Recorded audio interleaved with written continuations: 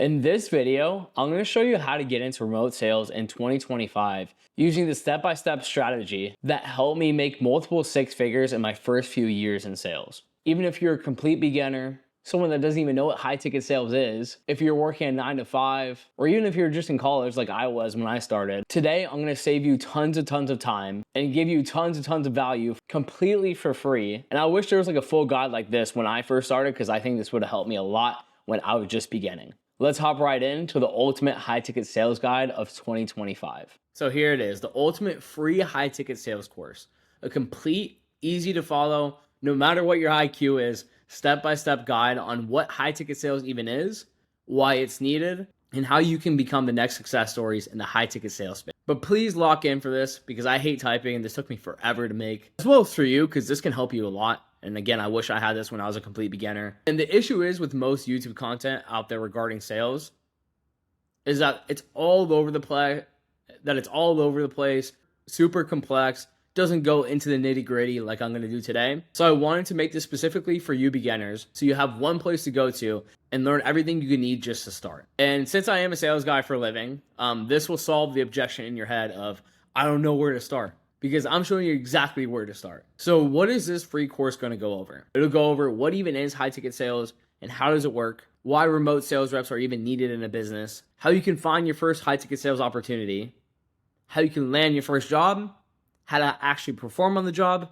but more importantly, how you can crush it in high ticket sales as even just a beginner. Before we even get into it, you're probably thinking, okay, who the hell is this random brown guy on my screen? So I'll tell you exactly who I am. So my name's Kishan. I've been in the high ticket sales space for the last 3.5 years. I've been inside dozens of info products, probably even more than that. I've collected millions of dollars on the phone as a closer. I was an appointment setter for like 9 to 10 months. I've trained, I've placed and hired hundreds of sales reps. And now I'm even a sales manager managing 4 or 5 different teams that do all over 7 figures a year. And just for proof, this is some of our student testimonials of our program. We have students making thousands of dollars in a day, hundreds of dollars in a day, and ultimately living the life they want to just because they learned the skills that I'm going to be going over with you today. So how the heck did I start? On the left, you can see me graduating high school with no real plan in place. I always knew that I was going to be rich, but I just didn't know how. So I went off to the University of South Florida, as you can see on the right. There, I'm there with one of my friends, like a tailgate. Again, first year was a little lost, just partying. I was in a fraternity, having a good time. But I always knew in the back of my head, I'm like, dude, I need to do something. Then I got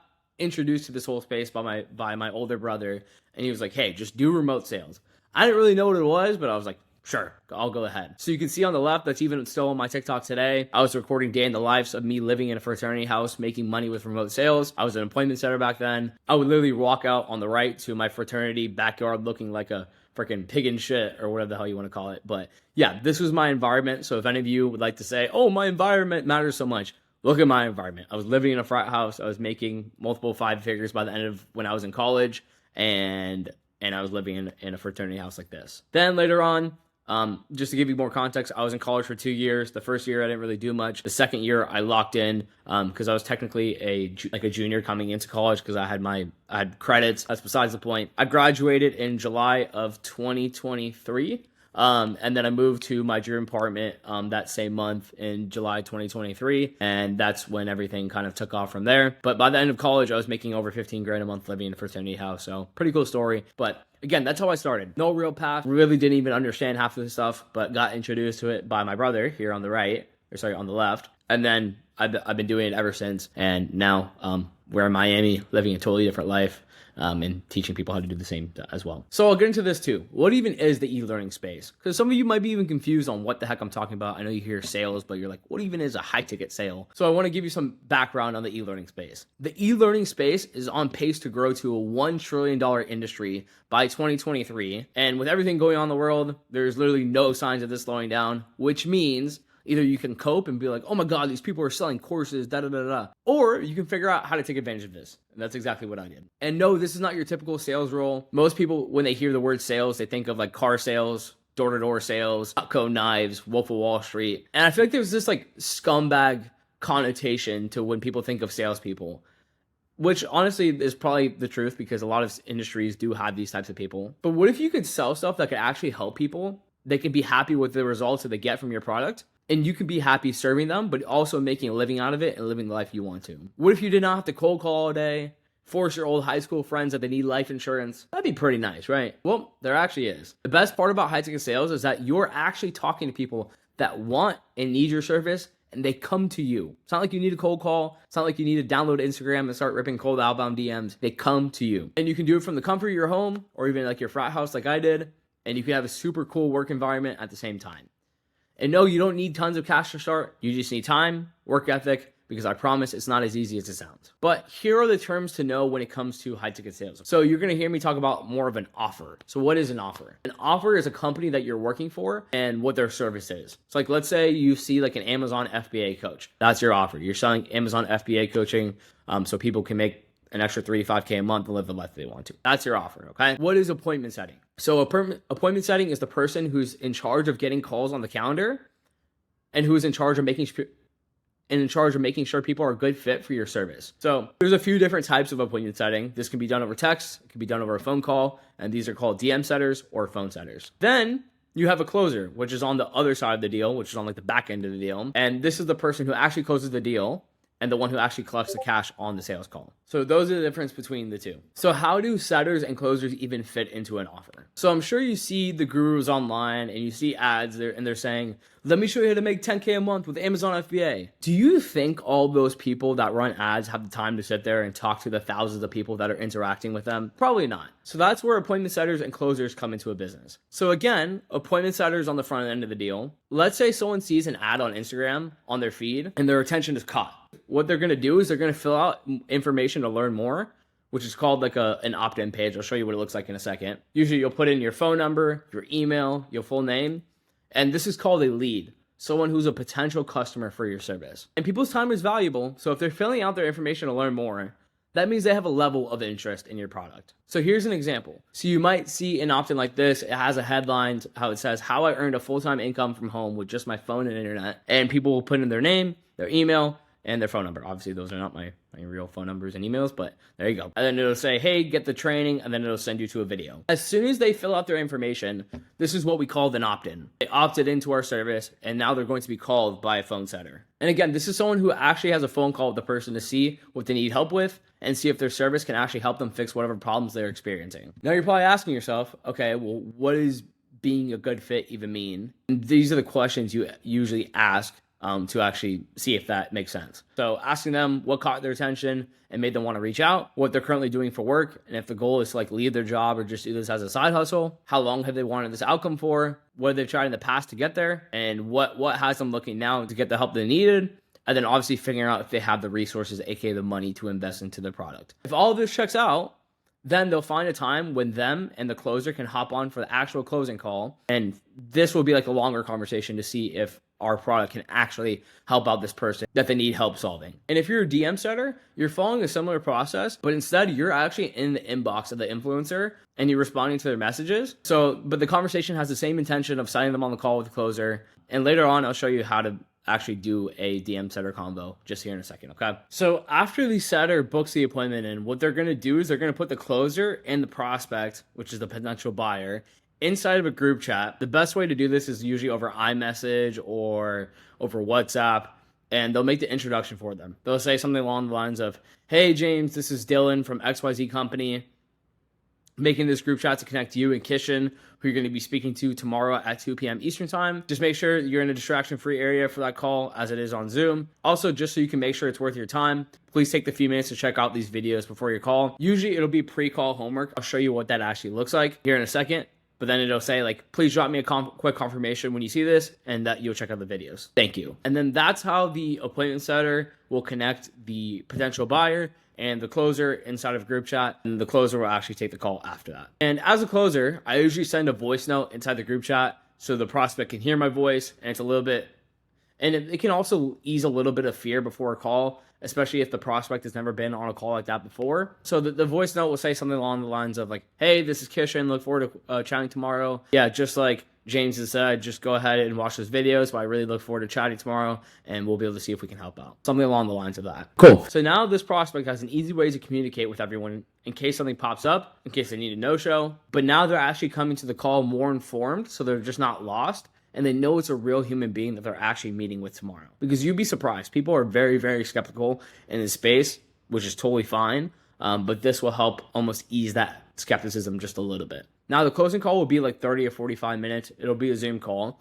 So it's important that they're not distracted during that time. But all this conversation is finding a need and a problem and making sure that the product actually fulfills on their need, pitching the product, and then closing the deal. That's as simple as it is. Of course, it's a little bit more complex when you look at the frameworks and all that kind of stuff, but just to keep it simple for the beginners, that's really all it is. Now, that's how the process works, okay? That's how a lead will go from someone just watching your content to actually booking a call on the calendar and closing a deal. But these are a lot of frequently asked questions that I get a lot, so I'll go over them. So, how much time do I need to get started with this? So again, I started this when I was in college. We have students that have started this while they're working at 9 to 5. I would say at least 3 to 4 hours a day if you're working as an appointment setter. But that also means that you're not going to be making as much as someone that's working 10 hours a day. But again, if the goal is to like transition out of your job and do something like this full time, do what you can with it. But then once you start seeing proof of concept of like, hey, this thing actually works, then you can go ahead and actually move forward. So I would say at least 3 to 4 hours a day at minimum. And again, that's usually for like maybe a part-time appointment setting job. So how much will I make doing this?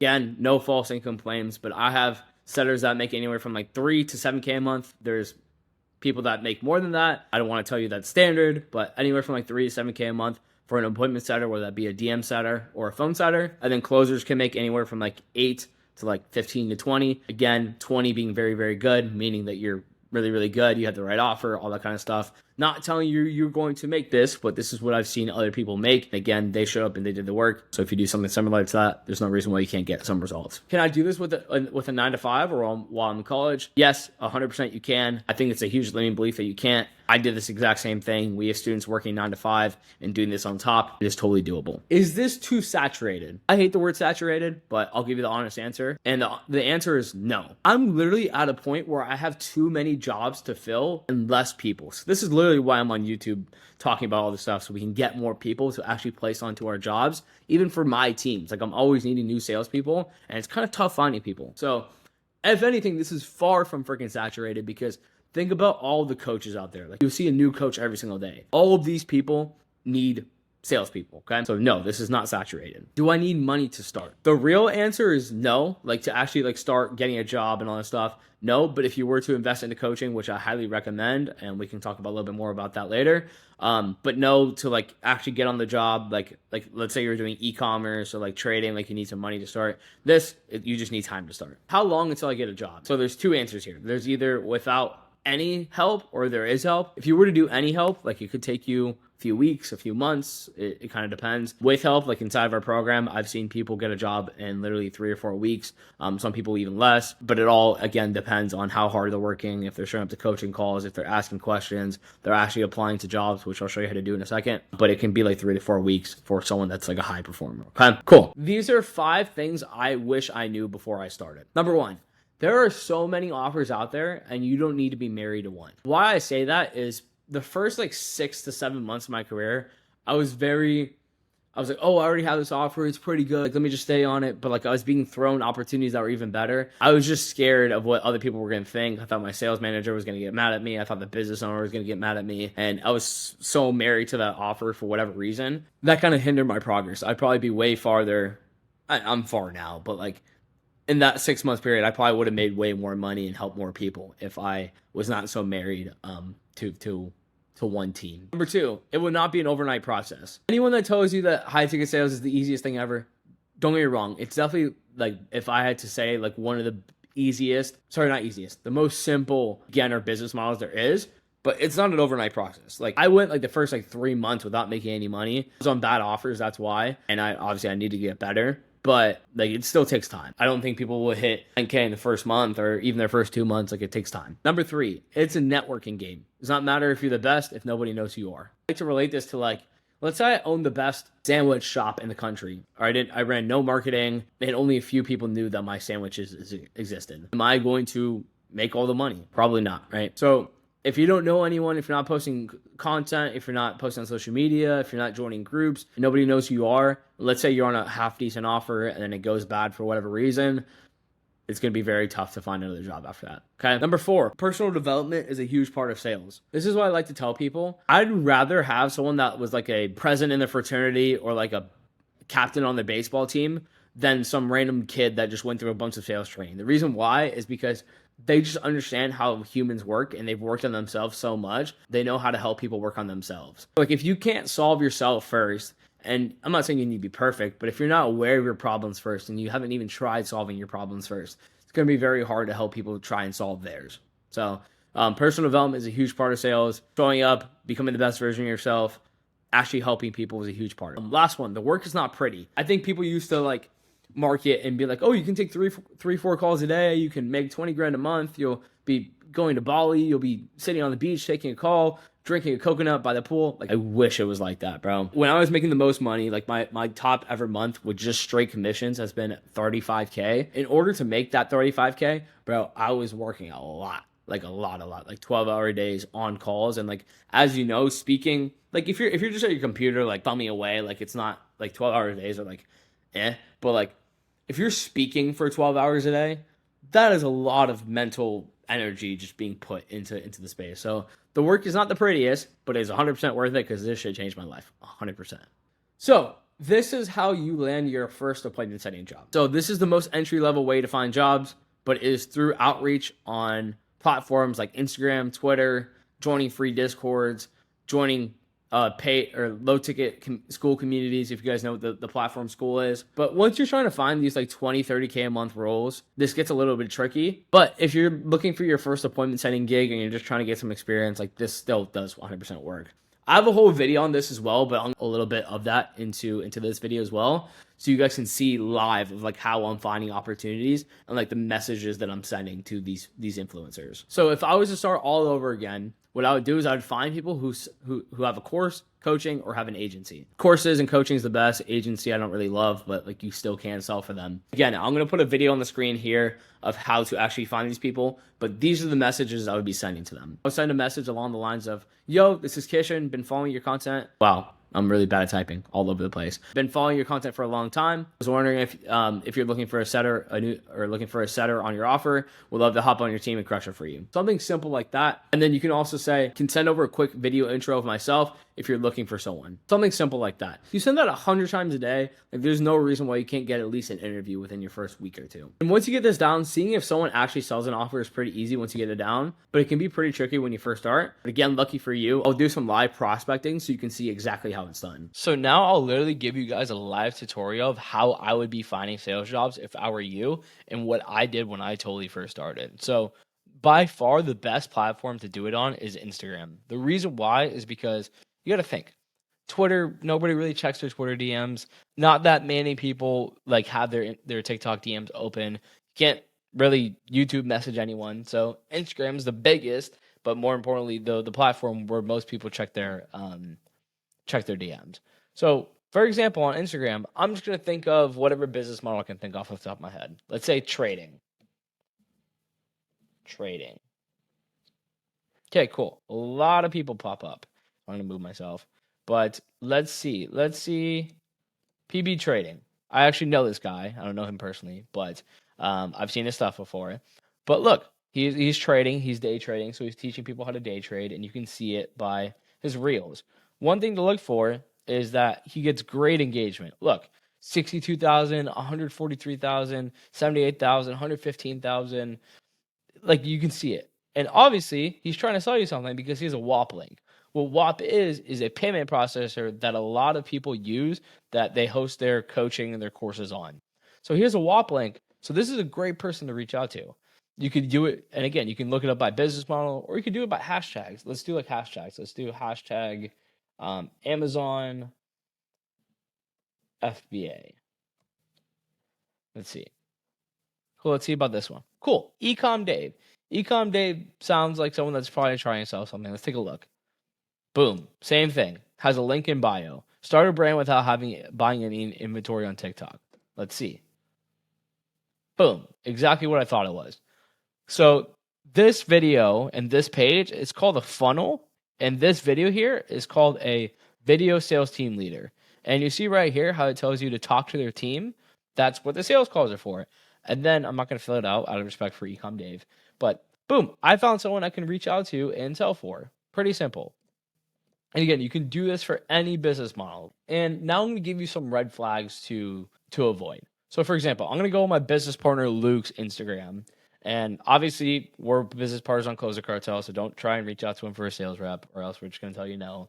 But I want to take a look at a very easy thing to tell is like, okay, what is their engagement like, right? So Luke has 120,000 followers. You better be getting a good amount of engagement on his post. So let's take a look. Yeah, he's getting, his reels are getting, he just posted that, but 30,000, 34,000, 23,000, 37,000, 27,000, 60,000, 45,000, 70,000, like getting great views. Okay, like this is a good person to sell for, because if he had 120K followers, but he was getting 1,000 views per reel, he probably bought followers, which means you probably don't want to work for him, right? Also, too, I'll tell you how to spot the best opportunities as well. So in my opinion, the best business models out there are ones that sound very sexy to people. Like, obviously, high ticket sales is one, but copywriting, Amazon FBA, Airbnb, trading, TikTok shop, ecom. Like, for example, I'll take one of my good friends, Samir. Samir's a good friend of mine, and exact same thing. Link in bio to a video sales letter, like I was telling you about before. And obviously, it's the same thing as before. Let's start build your brand. And then you fill it out. By the way, do not message Samir. He's actually one of my clients, so just don't do that, okay? Because I'm just going to tell you no again. But very simple, and these are my favorite niches. And again, the red flags to avoid are, and also too, you can just tell if people are legitimate or not. Like looking on Samir's Instagram, he seems like a very, I don't know why I don't follow Samir. I'll follow Samir, but he seems like a very chill guy. He seems like a very good person to work with. But maybe you see some people and they just look very scammy, like guys, and like they're flexing like too many cars. They don't seem like they're giving back. Like for example, like let's look at Samir's post. We can look at his highlights for a second. Never went public with this, but building schools, like great guy, right? So if you're like, you just gotta use your judgment. If you're on someone's page and you're like, I can just tell like there's something off here, probably don't want to reach out to them. So yeah, that's how you found good opportunities. That's how you avoid red flags, and that's how you can spot people that are actually making money if they have good engagement and their page looks professional. And maybe you're in the space a little bit too, and you've heard the term guarantee placement through other programs. And I get a lot of questions of like, is guarantee placement real? The real answer is yes, but kind of no, and here's why. Nobody can be forced to hire you. So if you're not someone that you would personally hire, it's gonna be very tough. But if you are someone you would personally hire, you have good intangible skills, like as in like you're a problem solver, you're a quick listener, you're just a cool human being. Like it can happen, right? But it is based off of personality. And if you're someone that the company would actually hire. So like if you're just this guy that like shows up hungover every single day with like bad hygiene and like you speak not that well and you're like late to everything, like why would a company ever hire you, right? So like people that come on to our company, they're like, oh, can you get us placed 100%? Like 100%? Like maybe I can get you an interview 100%, but like guaranteed like actual in a job placement, like based on some parameters, like if you were to show up to every single coaching call, do everything you can, and not be a bot, yes. But if I'm hit or miss on them, I would just tell them like no, straight up, like I don't know if that can happen for you. But guaranteed placement can be real. It's kind of like that gray area. Now I'll show you how to find a closing role. So it is very similar to finding an appointment setting role, but this is the best if you have some sort of experience. The same sort of outreach can work, but again, the more followers an influencer has, the harder it is for them to see your message, right? But for these 20, 30K opportunities, network is by far the best way. And what do I mean by network? This is mean the people that you meet, the groups that you join, the people you speak to, everything. There's so many training programs that post a bunch of job opportunities, but the key is being able to have these skill sets necessary to actually land these jobs. Another great way is like in-person meetups. There's some of my friends that hold remote sales meetups in different states. Those are also great to go to. For example, I'll give you guys like even my own personal examples. Like, dude, pretty much anyone that I meet in person, and I could tell like this guy's a hard worker, they always end up on a job either on one of my teams or a team that I place them on. So meeting people is a huge cheat code. But investing into your skill set, or even just like a networking group is like a huge thing you can do as well. And tips for meeting these people at events are just being like, again, just being someone that you would hire yourself. Would you hire the guy that doesn't dress well, is trying to act like someone who he's not, that's probably not qualified for the job? Probably not, right? So if you go to these events, you meet people in person, like just be yourself, bro, because salespeople are the best at reading people, right? So if we can read that you're not like being yourself, or you're trying to be someone you're not, or like you're dressing funny, or like you're trying to be like trying to flex or whatever, like it's just not going to go well, I promise you. But in order to get some of these jobs, like look at Matthew making $29K in a month, students making hundreds of dollars a day, even thousands of dollars in a day. In order to get these opportunities, you need to be someone worth hiring. Also, you need to be in the eyes of the people that can actually find you these roles. So if you stay in your room all day, you don't post on social media, you don't invest into yourself, and you never take the initiative to actually meet these people, it's very, very tough. Like I'll tell you a reason why people always come to me. And boom, these are some job opportunities that we're literally posting and a lot of our students are posting. So like you see me, I'm posting job opportunities all the time. Even our student Aaron posts a job opportunity, our student Pablo, our student Kevin, he posts a lot of job opportunities. So shout out to you, Kevin. But like all these people are posting job opportunities. The reason why, it's just the easiest to hire out of a pool of people that have been trained well. And these are job postings in our community. And there's a reason why people come to us. And there's a reason why people come to us when they're hiring. Think about it as a business owner. Business owner, you're in charge of marketing, sales, fulfillment, living your life, having a family. Do you want to go the route that makes you interview hundreds of people? No. Like if they just know me personally, they know other sales trainers personally, why wouldn't they just go to them and be like, yo, do you have anyone that could be placed on this offer? People, they rather pay, they rather message me to find people. And again, I put it inside the groups because it helps out our students. And also too, even myself, I hire inside of our group too because it helps me as well. And as you see, most job opportunities will have you send in a Loom recording or a self intro. And I will show you exactly what is needed to crush your application. So usually you'll say something along the lines of like your name, your age, what time zone you're in, your sales experience. You'll want to show that you have good charisma, that you have a life outside of sales, and anything that can be related back to your work ethic. But now I'll even show you an example of a Loom that I would send if I was a complete beginner. So again, before you see how people like they're saying like DM me with a Loom if you're interested or whatever. And let's say you do send the Looms to a dozen of these people and you actually get picked for an interview. This is what it would look like. So this is the Loom pitch I would be sending if I had zero experience in this game. What I'll do is I'll do one with no experience, and then I'll do one with experience and show you guys the difference. But this is it with no experience, okay? So, hey, my name's Kishan. I'm 22 years old, and I live in Miami, Florida. And in terms of sales experience, I have been watching a lot of YouTube videos and starting to implement everything that I'm learning. I have a small group of guys that I'm role-playing with and trying to get better with. And my next thing is as soon as I start making money with this, I'm going to invest into some of the best sales coaches out there. But I know that's probably not the best experience you can get. But at the same time, too, like I'm willing to do anything. Like if your top guy is doing $100, I'm going to do $250. If your guys take forever to fill out their end-of-day reports and clean up the CRM, that's not going to happen with me. I know you probably hear that all the time, but like genuinely though, because I understand that I don't have the most experience, but I'm willing to make up with that or for that in other spaces, okay? And just to give you a little bit more about or insight of myself, I used to be like the recruitment director of my fraternity. So I was really big into like selling people into our fraternity and also just leading people in general.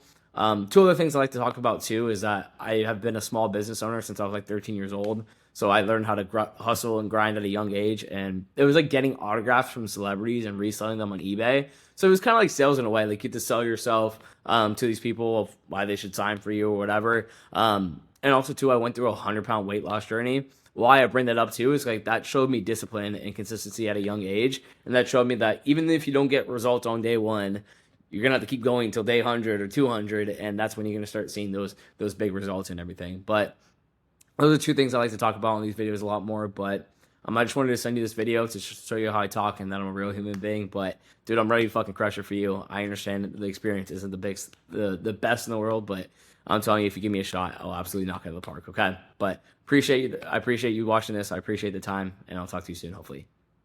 So that's what I would say with no experience, and then with experience, it can just be a little bit easier and be like, what's going on? My name's Kishan. I'm 22 years old. What's going on? My name's Kishan. I'm 22 years old and I live in Miami, Florida. In terms of sales experience, I've invested over $10,000 into my learning, and I've learned from some of the top sales guys in this game. And I've collected over $2 million in the space, closing on B2C offers. Usually the price range is anywhere from like 4 to 6K. Have retained a 60% show up rate, and that's on some like lower offers, all the way up to like an 80% show rate. Had a 35% call close rate, not offer close rate, but call close rate on most offers.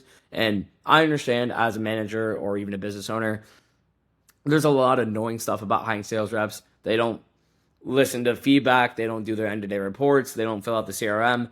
I'm good at all that stuff. I understand it's very, very annoying for you, so I'm going to make sure it's not annoying for you, and just make your job as easy as possible so we can both make money together. And I look forward to crushing it together. Let me know if you have any questions, but I'm ready to make y'all some money, okay? So that's the two different ones. If you had experience compared to you don't have experience. Keep in mind, if you don't have experience, you're kind of making up by like telling other stories so they can show that you're competent. Experience, you can just throw your experience out there if it's good, and people will probably hire you off of that. So hope this helped. And the biggest thing I just want to add here, because I didn't add it in the slides, is if you're showing up with no experience, like be presentable. Obviously, I'm not in this magnificent background or anything, but like my hair is okay. I'm speaking with confidence. I'm speaking with conviction, and that's the biggest thing, dude. Sometimes there's been times where I've had to hire 60 sales reps for one team, and I'll watch the first 30 seconds of the loom, and I'd be like, nah, this guy's not confident. Nah, this guy's not confident. And I would just look at the people that can speak confidently and those who I would choose for an interview. So that's the biggest one. Just look confident, like have good lighting, be in a good area. Cause dude, you'd be surprised. I literally have people like, they'll like film a loom like right by an air vent and I can't even hear them and they won't even take the time to like watch it back. So if you're just better than all of those people, you'll be 100% fine. But if it looks like this, you're confident and you feel like you can actually get the job done, and they can feel that across the screen, they're going to give you an interview, okay? So what is the purpose of the interview? So the purpose of this interview is qualification for both sides. Why should they hire you, but also why should you go with them, right? The structure of the interview will be simple. The interviewer, usually it'll be the sales manager or the business owner. They'll start by asking you some questions, and at the end, they'll open up the floor for you to ask questions, and then they'll talk next steps. It's pretty simple. These are the interview questions that they're going to be asking you, and this is how you would actually answer them, okay?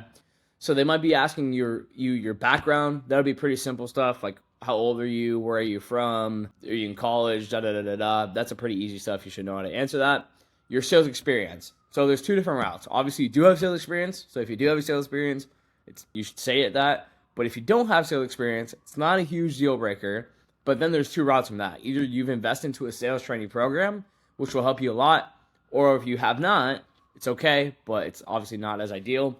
Let's say I was a total beginner and I have not invested into a sales training program or anything like that. This is how I would answer that. So maybe they ask me, okay, cool. So like, what's your sales experience? So I've been learning a lot on YouTube and I've been taking those frameworks and role playing with my friends and kind of getting used to everything. But, and now I'm in a space, like as soon as I start making money with this, I'm going to start investing to myself so I can continue to get better.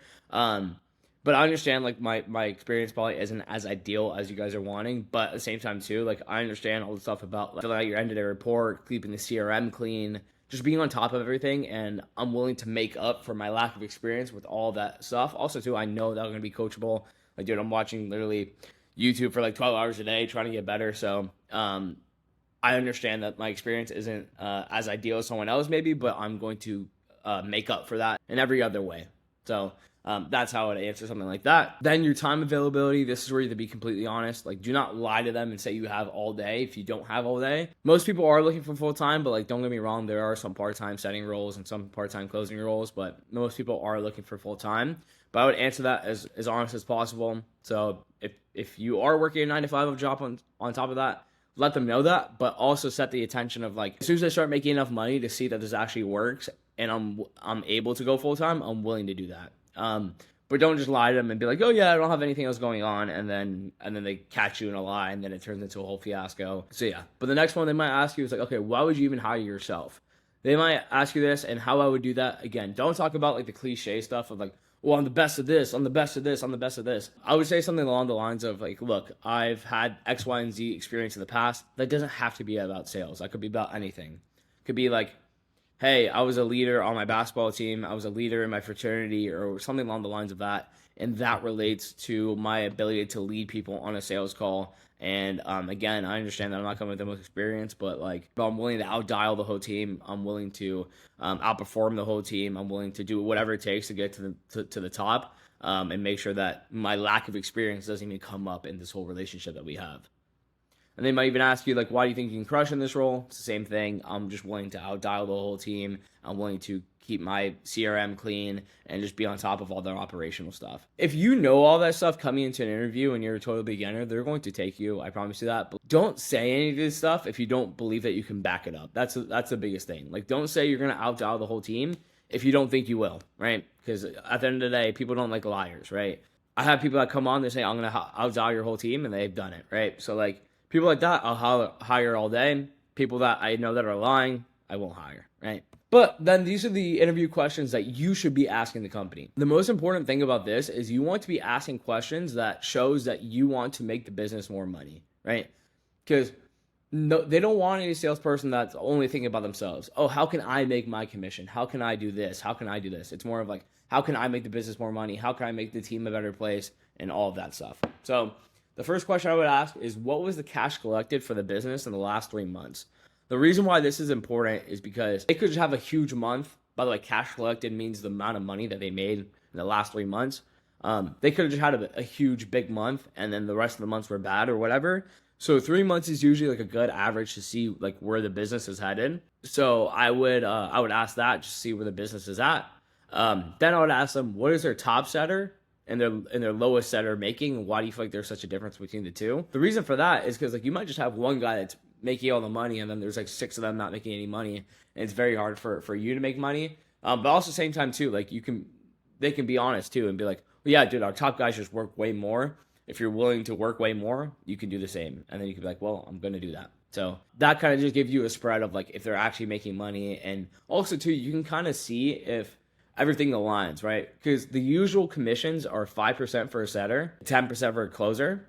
So if they say that they make 150 grand a month, and then they're saying that their top closer makes 30 grand, that doesn't even make sense, because 150 divided or of 10% is around 15K. So how would a closer even be making 30K a month off of 150K? Like, you know, that doesn't even make sense. So that can almost help you catch companies in a lie. Most companies don't lie, but like, bro, I'm telling you, there are people out there that do lie for whatever reason just to get salespeople on their team.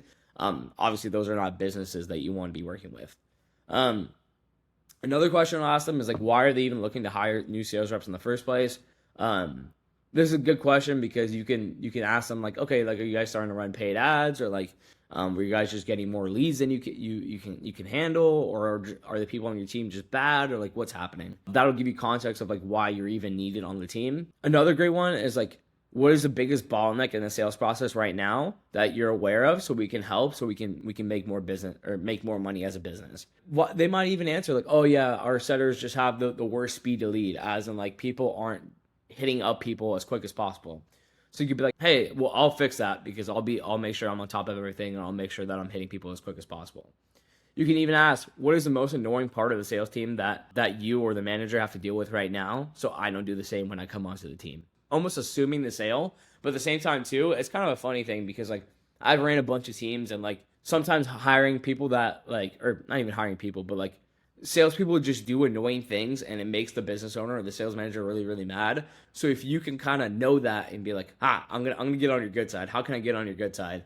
It's a good question that most people wouldn't ask, and that'll like, they answer it correctly, and you know you can fulfill on that, there's a good chance that they hire you. So these are some really, really good questions for you to ask on the interviews. As long as you look presentable, as long as you can answer these questions and ask these questions, you're going to be able to land the role easily. I'm not telling you it's going to be on your first interview. I'm not going to tell you it's on your second interview or your third interview. But like, if you keep going with it, if you keep doing outreach, if you keep applying to job opportunities, and you handle an interview like this, there is no reason why you will not find an opportunity. Okay? And let's say you do land the opportunity. After that, you're going to be moved to what's called the onboarding stage if you crush the interview. So if you're a setter, they'll give you access to like the team script, insights on like what you're actually selling. So insights about like the business owner and the business model and all that great stuff. The CRM, I'll show you exactly what all these look like, but like that's where all your leads are stored. to the sales team chat, to your data tracking sheet, and they'll even give you some calls to review from the other salespeople as well. Keep in mind, these are all something that a good offer would give you. Some bad offers might not give them to you. So if they don't give you anything, there's probably a bad sign that it's probably not the most well managed. But also too, like, don't get me wrong, there's definitely some times where like I'm super busy when I'm onboarding a rep, so like I forget some of these things or whatever. So like keep in mind if they're super busy, like that can happen. But like if they just don't give it to you at all and they're like, no, this is all you got, it's probably a bad offer, right? But if you're a closer, they'll give you access to, again, the team scripts, the CRM. They'll put you on the calendar. They'll give you access to the sales team chat. They'll give you access to Calendly, to the data tracking sheets. And I will show you exactly what some of these look like, okay? Cool. So like this is my closer one pager. So everything the closer will need is all on here, okay? So you'll get access to the closer framework. You get access to the pitch. So this is like your sales pitch, like when you're the closer. So you get access to that, so you know how to pitch that. You get access to all the payment links. You get access to the follow-up process of following up with leads if you don't close them. You get access to our sales tracking sheet. I don't need to get too specific into here, but this is where we track all of our data. I'll show you how to fill out your end-of-day reports and all your trackers. So I have Loom videos on how to do that. I have a closer SOP. So this is like all of their standards on like what they should be doing on a day-to-day basis. It shows them how to confirm calls. It shows you how to take payment. It shows them how to submit their end-of-day report. It shows them how to fill out the CRM. Also, too, I'll show you the CRM. I know we talked about you get access to the CRM. This is what the CRM looks like. So as you can tell, these are all just leads in here. So as soon as a lead is created, they all get imported into the CRM. And this is how you're calling these people. This is how you're texting these people. But most of the calls for closers are done over Zoom, okay? So obviously, like, you'll have to make your own Zoom account, but it's pretty simple from there. These are all probably the things that you're going to get access to when you get onboarded onto an offer. It shows them how to onboard a client, so all this great stuff. It shows them how to make a payment link. Like, all of these great things are all given to the closer on the first day. And I even have a lot more assets of like more about the offer, because this specific offer is like a trading client. So they'll learn about trading. They'll learn about the personal brand. They'll learn about all these different things. But that's what they're all given when they're onboarded onto the team. Because let's say I were to just onboard you on the team and you had no idea what you're doing. Like, it's just gonna be a mess, right? And then usually the quote unquote ramp up period could be anywhere from 3 to 7 days. What the ramp up period is like kind of like a time interval where you're starting to learn everything. So like you'll start learning more about the offer. We give our guys like a bunch of stuff to watch so they understand what they're selling. They'll watch old sales call recordings. They'll learn how to use all the softwares like the CRM and Slack and all that kind of stuff. So that 3 to 7 day period, usually it's not all the way to 7 days for me, because most of my offers are usually pretty easy and I usually hire people that have some sort of experience. But it can be anywhere from 3 to 7 days before you start selling. So this is where, again, you're learning about the offer, you're watching sales call recordings, you're learning how to use the softwares, and you're doing all that great stuff. Another key thing that will happen over this time is they'll go over KPIs. Pretty much what a KPI is their expectations of you so you can stay on the team. Like, for example, for some of my teams, the KPI is you need to have a 25% call close rate, which means 25% of the people that end up on your calendar as a closer have to be closed. Or it may be you have to maintain at least a 65% show rate, meaning that 65% of the people that come onto your calendar need to show up. Or for a setter, it might be like you need to do at least $250 in a day, meaning that you need to contact 125 people twice every single day in order to hit your KPIs, right? Some people are very, very strict about it. It's good to be strict about KPIs. When it comes to setters, sometimes when you give KPIs, they'll always do the bare minimum. So I kind of do a different little thing with the setters. I don't need to go over that on this video, but yeah, I kind of treat that just a little bit differently. But KPIs are great. They keep everyone in check, and those are kind of like your expectations of you in order to stay on the team to make sure everyone's performing. But by far the easiest way to stand out and make sure your job is secured is by doing more than everyone else. More dials, responding to DMs faster as a DM setter, taking more calls, be on top of your end-of-day report. The little things go a very, very long way. By the way, too, something I would like to add. So, like, let's say you're hired as a DM setter. I think there's a lot of confusion of like, oh, am I in the actual person's DMs? Sometimes you're in the actual person's DMs, But at the same time too, we usually use a software called ManyChat. So this is like my personal inbox in ManyChat of all the people that have messaged me before. So you'll see these are all people that are messaging me right now. I need to respond to some of my DMs. By the way, it's me usually responding to my DMs. I used to have a DM setter, but it's just me for right now.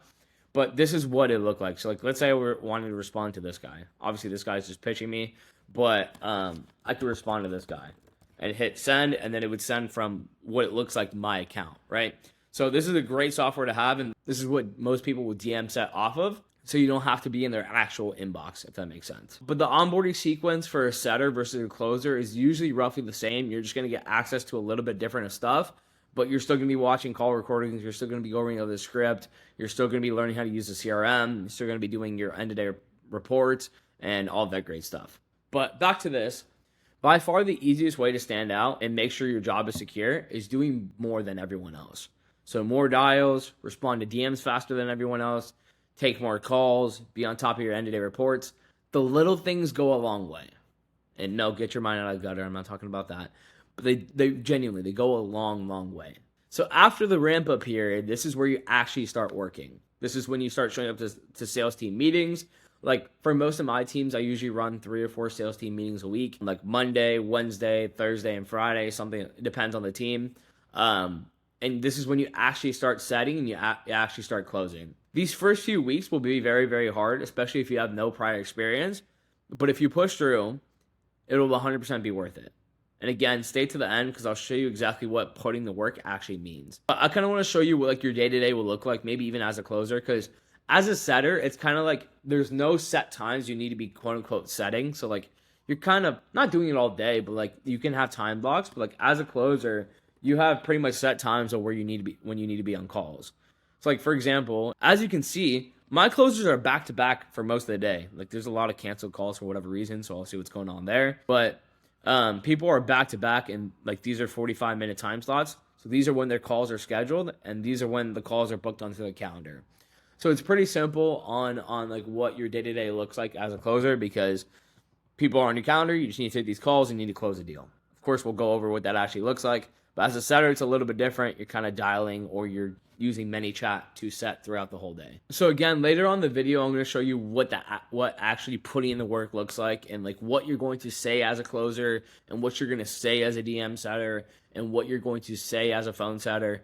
But again, first I want to kind of get into more of like the logistical stuff. I want to talk about my favorite niches to start in as a salesperson. So I would say anything that the general public loves. Things like day trading, Airbnb, fitness, Amazon FBA, TikTok Shop, dating, coaching, copywriting. These are all things that you guys have probably heard of, and it goes for the same thing like all over the world too. A lot of people have heard of these business models, which means those are like usually the best to sell because they're the easiest for people to comprehend, right? If you're selling something super high level and super complex, yeah, it's good. Like you might make good money on it, but like if you're a beginner, it's very, very hard for you to conceptualize this. And it's also hard for other people to conceptualize it. So it might not be the best place to start. But these are by far my favorite niches to get into. I know tons of trading companies that make millions of dollars a month, Airbnbs companies that make $1 million a month, fitness offers that make millions of dollars a month, Amazon, TikTok Shop, dating. A lot of people make so much money with these offers. I believe these are the best niches to start in because it's easy for everyone to understand what these are, and they're very, very highly in demand. And sometimes beginners have even asked me if they should start in B2B. If you don't know what this means, it means business to business. And I usually say no, and this is why. I'll give you an example of a B2B company, like selling lead generation to roofers. Like you're selling stuff from your business to another business, right? And the reason why I say no for most beginners to start in this is because you're usually going to have to be speaking to business owners. And unfortunately, it's very hard to understand business owners' problems if you've never ran a business before, right? So if you don't really know how paid ads work and what like cost per lead is and cost per call is and like ROAS and like all these different terms, it's going to be very, very hard for you to speak the same language to these business owners. And they're going to know you're not the most knowledgeable about your product. And that's not really something you want to deal with when you're a total beginner, okay? Now I will show you myself in action so you can see exactly how everything is done. We're literally going to be going through an appointment setting call and closing call in the framework that you need to be using. and even some objection handling in some of the word tracks and frameworks you're going to be using for that as well. Welcome everyone to this updated phone setting framework dissection, I guess. But I'm going to be showing you exactly why we're saying stuff, how we're saying it, and what is the overall goal of this in the first place. So I'll get into what even phone setting is, why, or what even you should be doing when you are phone setting. So the whole point of view is to get qualified leads on the calendar that are qualified. There's usually three things you want. There's commitment, there's urgency, and resources. And I'll show you exactly how to get all three of them. But your call should take anywhere from like 6 to like 12 minutes. I feel like that's a sweet spot. If it goes a few minutes over, it's nothing crazy. I'd rather have you spend an extra 2 minutes that I want, but they actually show up and they close, rather than not getting everything you need, okay? So this is how it start off most phone setting conversations. So it's usually a simple introduction. Hey, is this James? Yeah, this is James. Hey, this is Kishan from Closer Cartel. I saw you filled out an application to speak with our team about like 2 minutes ago. Does that ring a bell?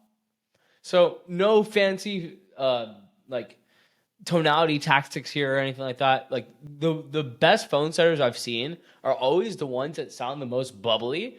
Not like being too nice, but they sound just like they're excited to be there, excited to like talk to you. More importantly, they sound like they almost like our customer support reps rather than sales reps.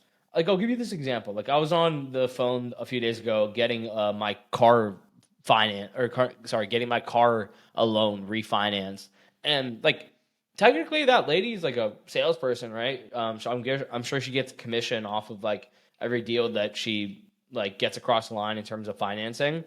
And she's asking me for my social security number, but she's like just a warm, bubbly person. So like there's no sales. Obviously, I wasn't gonna be a dick. But there was like no sales resistance. It was just normal. Like that was her job. Like it was just simple, right? And if you could just have a conversation and it just like, okay, yeah, we're having a conversation. This is my job. Like it doesn't need to be a game or anything like that. Okay, so super simple. Hey, this is Kishan from Closer Cartel. Saw you fill out an application to speak with our team. This is like 2 minutes ago. Does that ring a bell?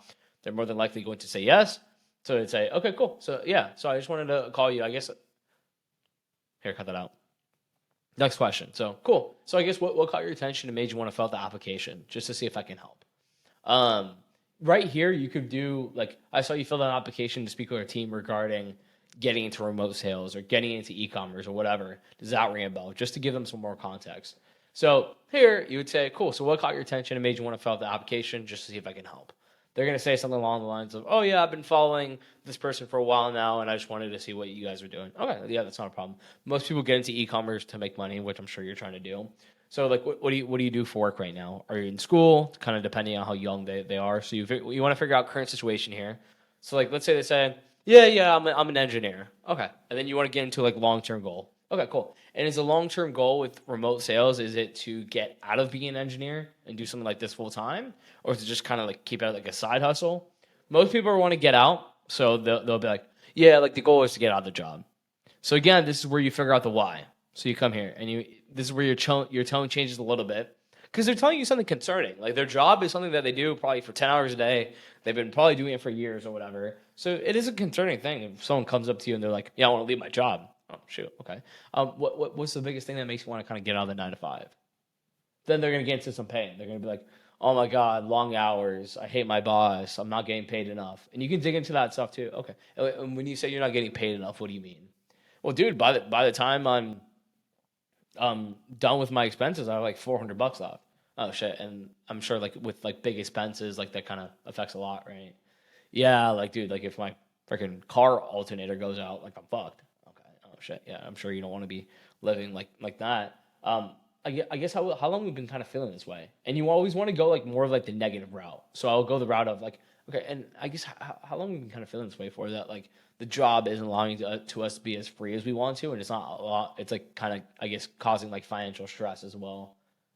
Make it very specific, because again, the more specific question you ask, the more specific answer you're going to get. So like, let's say they say, "Oh, dude, I've been feeling that way for like 2 years."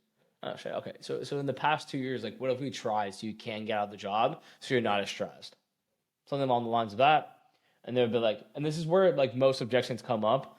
Just like the closing one, either that you've seen or you will about to see. This is like where limiting beliefs or mental blocks come up. So they'll be like, "Oh yeah, I tried this and it didn't work." You want to kind of dig into that. You'll be like, "Okay, why do you feel like it didn't work?" Oh, I didn't know what I was doing. Okay, well, usually when you don't know what you're doing, what do? You usually get help, right? So have you gotten any help? No. Okay, what's the biggest thing that or reason why you didn't get help? Oh, all these online business people are a little sketchy. Like, there's a few reasons of or of why some people won't show up to a call, and a lot of people that teach setting will be like, "Oh, don't get into like fear, or don't get into anything like that." Why wouldn't I get into that? Because the same reason why they wouldn't buy would be the same reason why they wouldn't show up to the next call, right? What if they are super skeptical about all these online businesses, and we don't handle that head fear, or if we don't handle that fear straight on, and they just don't show up to the call because we didn't handle the fear, right? So we want to get as much fear as we can so we can handle it. So because like as a setter, our close is them showing up to the call, right? Like that's how we get paid, them showing up to the call and them buying, right? But if they never show up to the call, they can't buy, so we'll never get paid, right? So we need to do everything in our power to make sure they actually show up, right? So let's say they figure out the reason why is like, oh yeah, dude, I'm just super scared about all of these like gurus and stuff like that. And dude, I get it, like it's totally normal. But like, if you never push that fear to the side, you never try. Where's that going to leave you? In the same spot. Okay, so why do you feel like after 2 years are you finally willing to push the fear to the side and do something like you're wanting? Here, pause. So I guess why today are you finally willing to push the fear to the side and actually do something about it? So something like this. And then they might give you some like BS answer of like, oh, well, I'm not getting any younger. And it's very easy to double down on these things if you get answer stuff like that. And I know you're not getting any younger, but like more importantly, dude, you've been wanting to leave the job for a long time, and fear has been stopping you from trying something else, right? So what I'm asking is like, why today do you want to finally push the fear to the side and do something about it? Oh, dude, I'm fucking sick and tired of my job. Okay, better answer, right? So like now we've gotten commitment, as in like we figured out what they've done. We've got an urgency, what the why now. All we need to get is resources, aka money, right? So this is how we usually financially qualify. So it's kind of dependent on the situation. Like let's say you get here and someone's like, yeah, I'm unemployed right now. Maybe you want to financially qualify earlier, right? Because maybe you don't want to go through this like 6 minute conversation or whatever and not have them not have money, and then you kind of just wasted both of your guys' time. But like, let's say if they said like they're an engineer, like the person we were talking about before, maybe you can financially qualify that. Okay, so so this is how I'd financially qualify.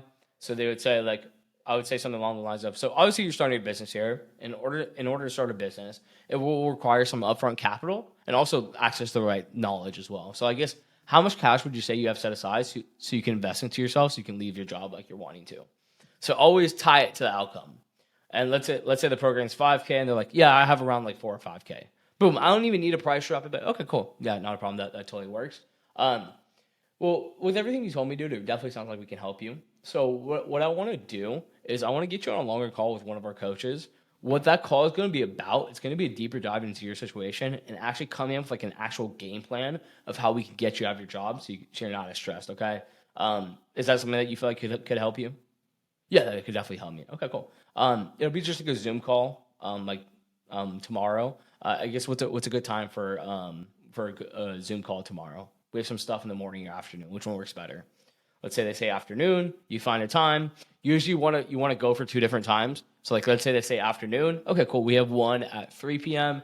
and one at 1 p.m. Eastern time. By the way, which one works best for you?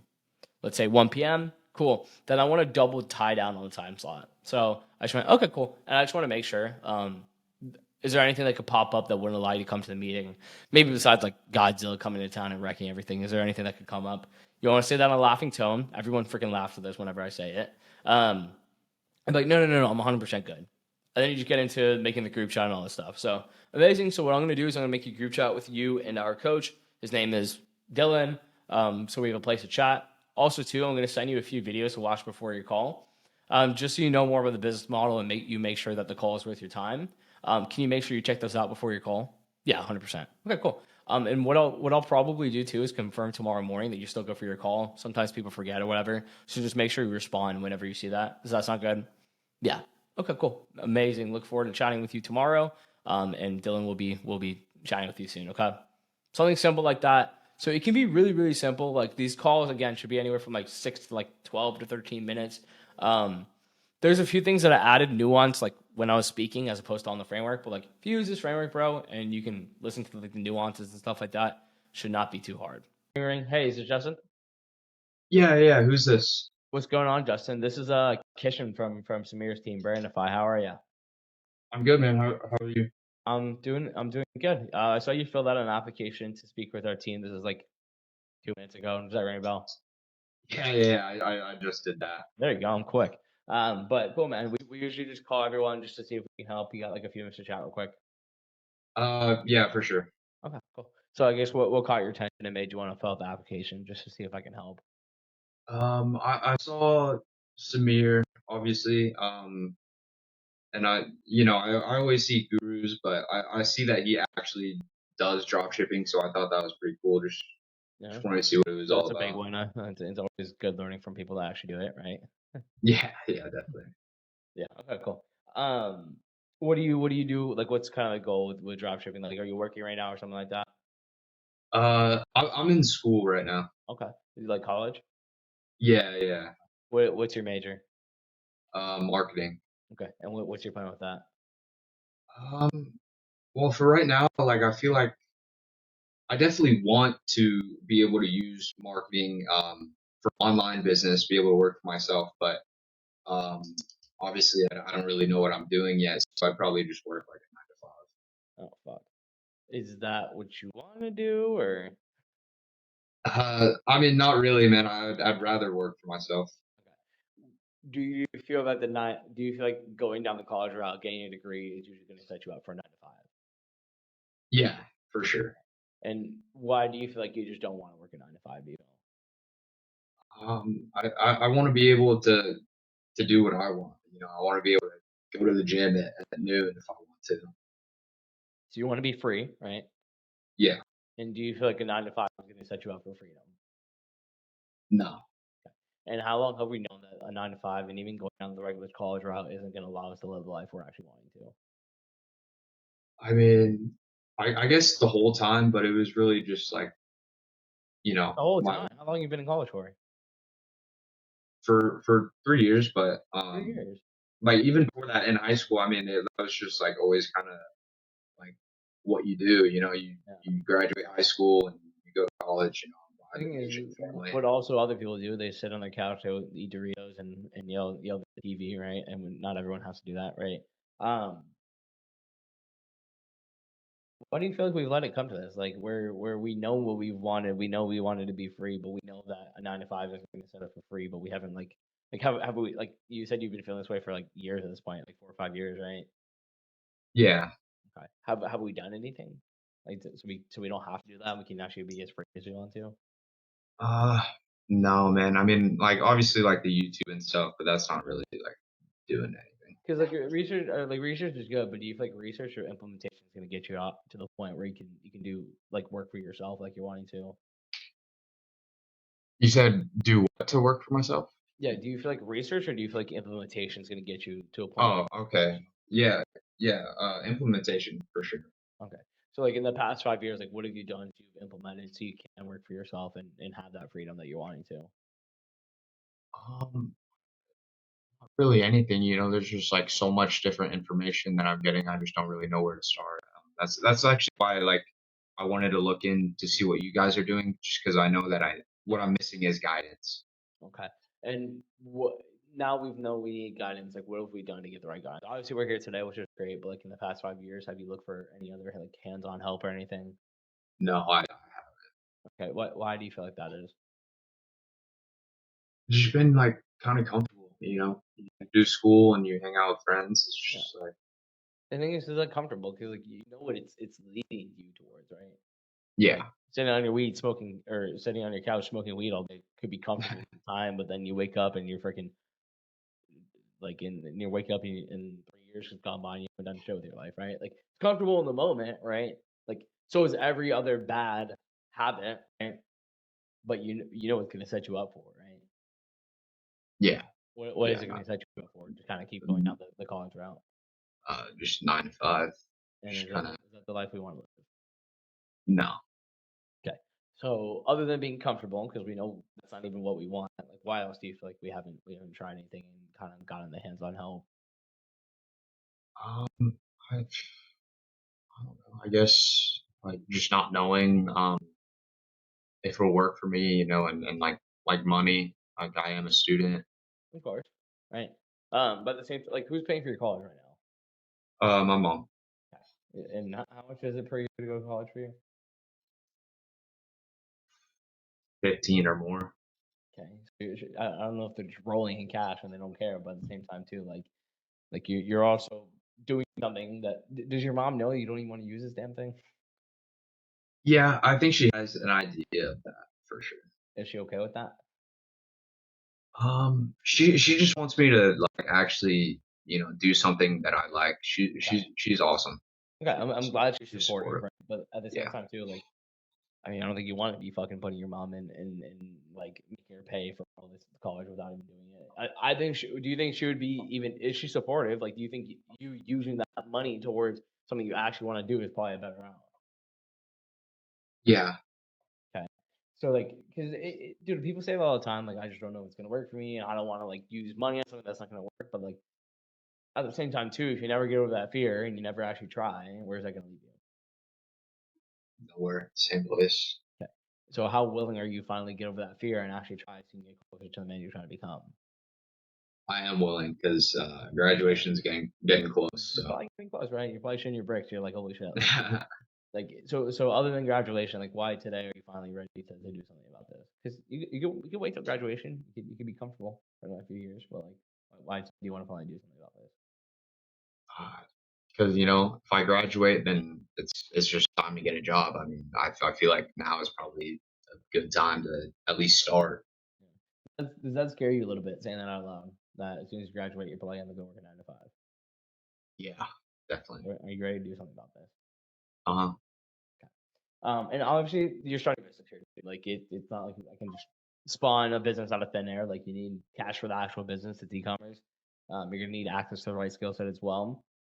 So how much cash would you say you have set aside to invest into yourself?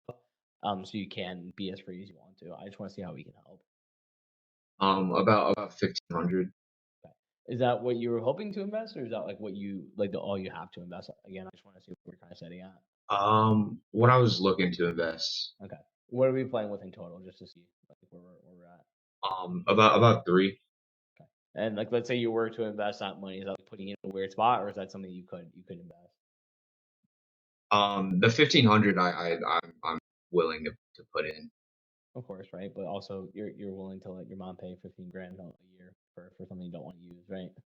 Because Yeah, like by the way, like how much even like for you not to go work a 9 to 5 and live the life you want to, like how much money do you need to be making with e-commerce to do that? probably 4 or 5K a month. Okay. And where do you actually want to be? Because I know that's a humble goal. Mm, like 20. Right? So you're wanting $200,000 a year worth of skill set, but you're only willing to put some, right? Like, do you think that's congruent? No. Okay. So what do we like? I'm not asking you to fucking deplete your bank account or anything like that. But what I'm asking is like, if we show you something that can get you to where you need to be, are you willing to invest more into yourself so you can get to where you need to be? Yeah, yeah, you're right.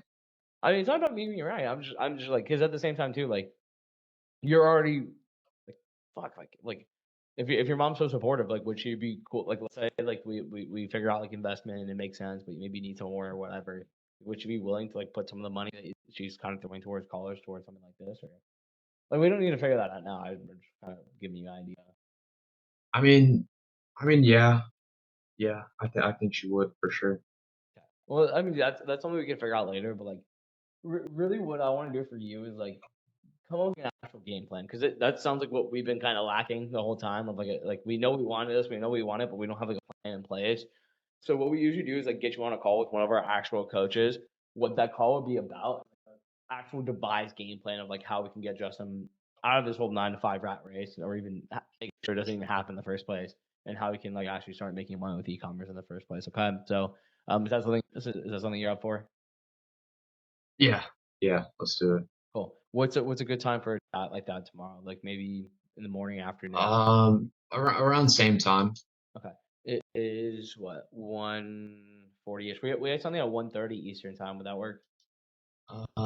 Yeah, Okay. that works. Is there anything that could pop up? Maybe besides like Godzilla coming in town and wrecking everything. Is there anything that could pop up that wouldn't allow you to come, or are you good? No, I'll be good, bro. Sure. Yeah. Cool. And by the way, too, like you're not gonna be like, dude, I had a dude yesterday. He was driving, eating a sandwich, and trying to be on Zoom at the same time. It was a fucking mess. You're not gonna be driving, or eating a sandwich, or anything crazy, right? No. I'll be at home. Okay, cool. Just making sure. So what I'll do is you're booked in with our boy Noah. Don't worry, Noah's not a scary guy. He'll be nice. But I'll put you in a group chat with Noah. That's who you're speaking to tomorrow at 1:30 p.m. Eastern time.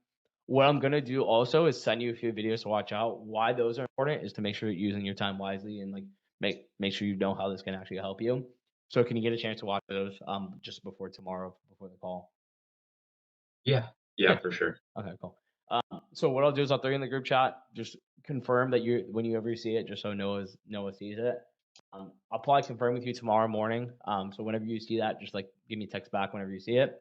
And then tomorrow you'll be able to chat with Noah at 12 or at 1:30. Okay. All right, sounds good. And that's 1:30 what time? Eastern. There you go. Got your ass. No, I'm just kidding. But okay, yeah, cool. I'll talk to you soon. Okay. Okay, sounds good. Okay, so this is what the DM setting framework is going to look like, okay? And again, essentially DM setting is just phone setting over text, but we need to qualify people in as few messages as possible. You have the same job to qualify people, but just over text, so we need to be able to find commitment, urgency, and also resources, aka how much money they have. But this is like a DM setter that can be really tailored to like any coaching info product offer. Let's say it's an offer where you're teaching online coaches how to scale their business, okay? So like let's say the call to action for the influencer is the word coach. So they DM me the word coach. The DM sender would say, yo, what's up? Are you already a coach or looking to get started? The prospect might say, looking to get started. Okay, cool. And what's the long-term goal with coaching? Is it to leave a 9 to 5 or just to make cash on the side? Just to the side, and eventually want to leave my job for sure. And then kind of resonate with them a little bit and be like, cool, yeah, a lot of people do it like that also. No need to just leave your job out of the gate. What's been the biggest struggle so far in starting? I just have no idea what steps to take, to be honest. Got it. I felt the exact same way when I first started. I do coach people how to get started with their online coaching business and leave their 9 to 5. Is that something you'd be interested in? Yeah, for sure. Okay, cool. Just to see if I can help. How much would you say you have set aside in order to invest into yourself? I have 3K. Okay, cool. Sounds good. Here's a link to book a call with my team, and we'll be able to see if we can help you out. Really, really simple. The only hard part about it is that you're speaking to like hundreds of people a day. But like this is what most conversations look like, and it's very, very, very simple. So wanted to add this in here as well.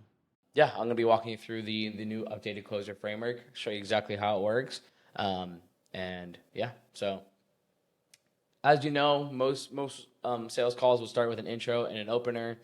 I usually try not to be super crazy about this. It's not like I need to crack jokes or ask how the weather is, or I mean, I do crack jokes actually. I take that one back, but ask how the weather is and all this other BS. It's usually a simple intro. So it's like, hey, what's up, Mike? Where are you calling from? Cleveland. Okay, cool. I'm here in Miami. Good to meet you. How long you been following the business owner? And then if they have like a cool background or something, or like something's going on funny in the camera, like if I can't see them, I'm like, oh, I can hear, just can't see you though. Where you at?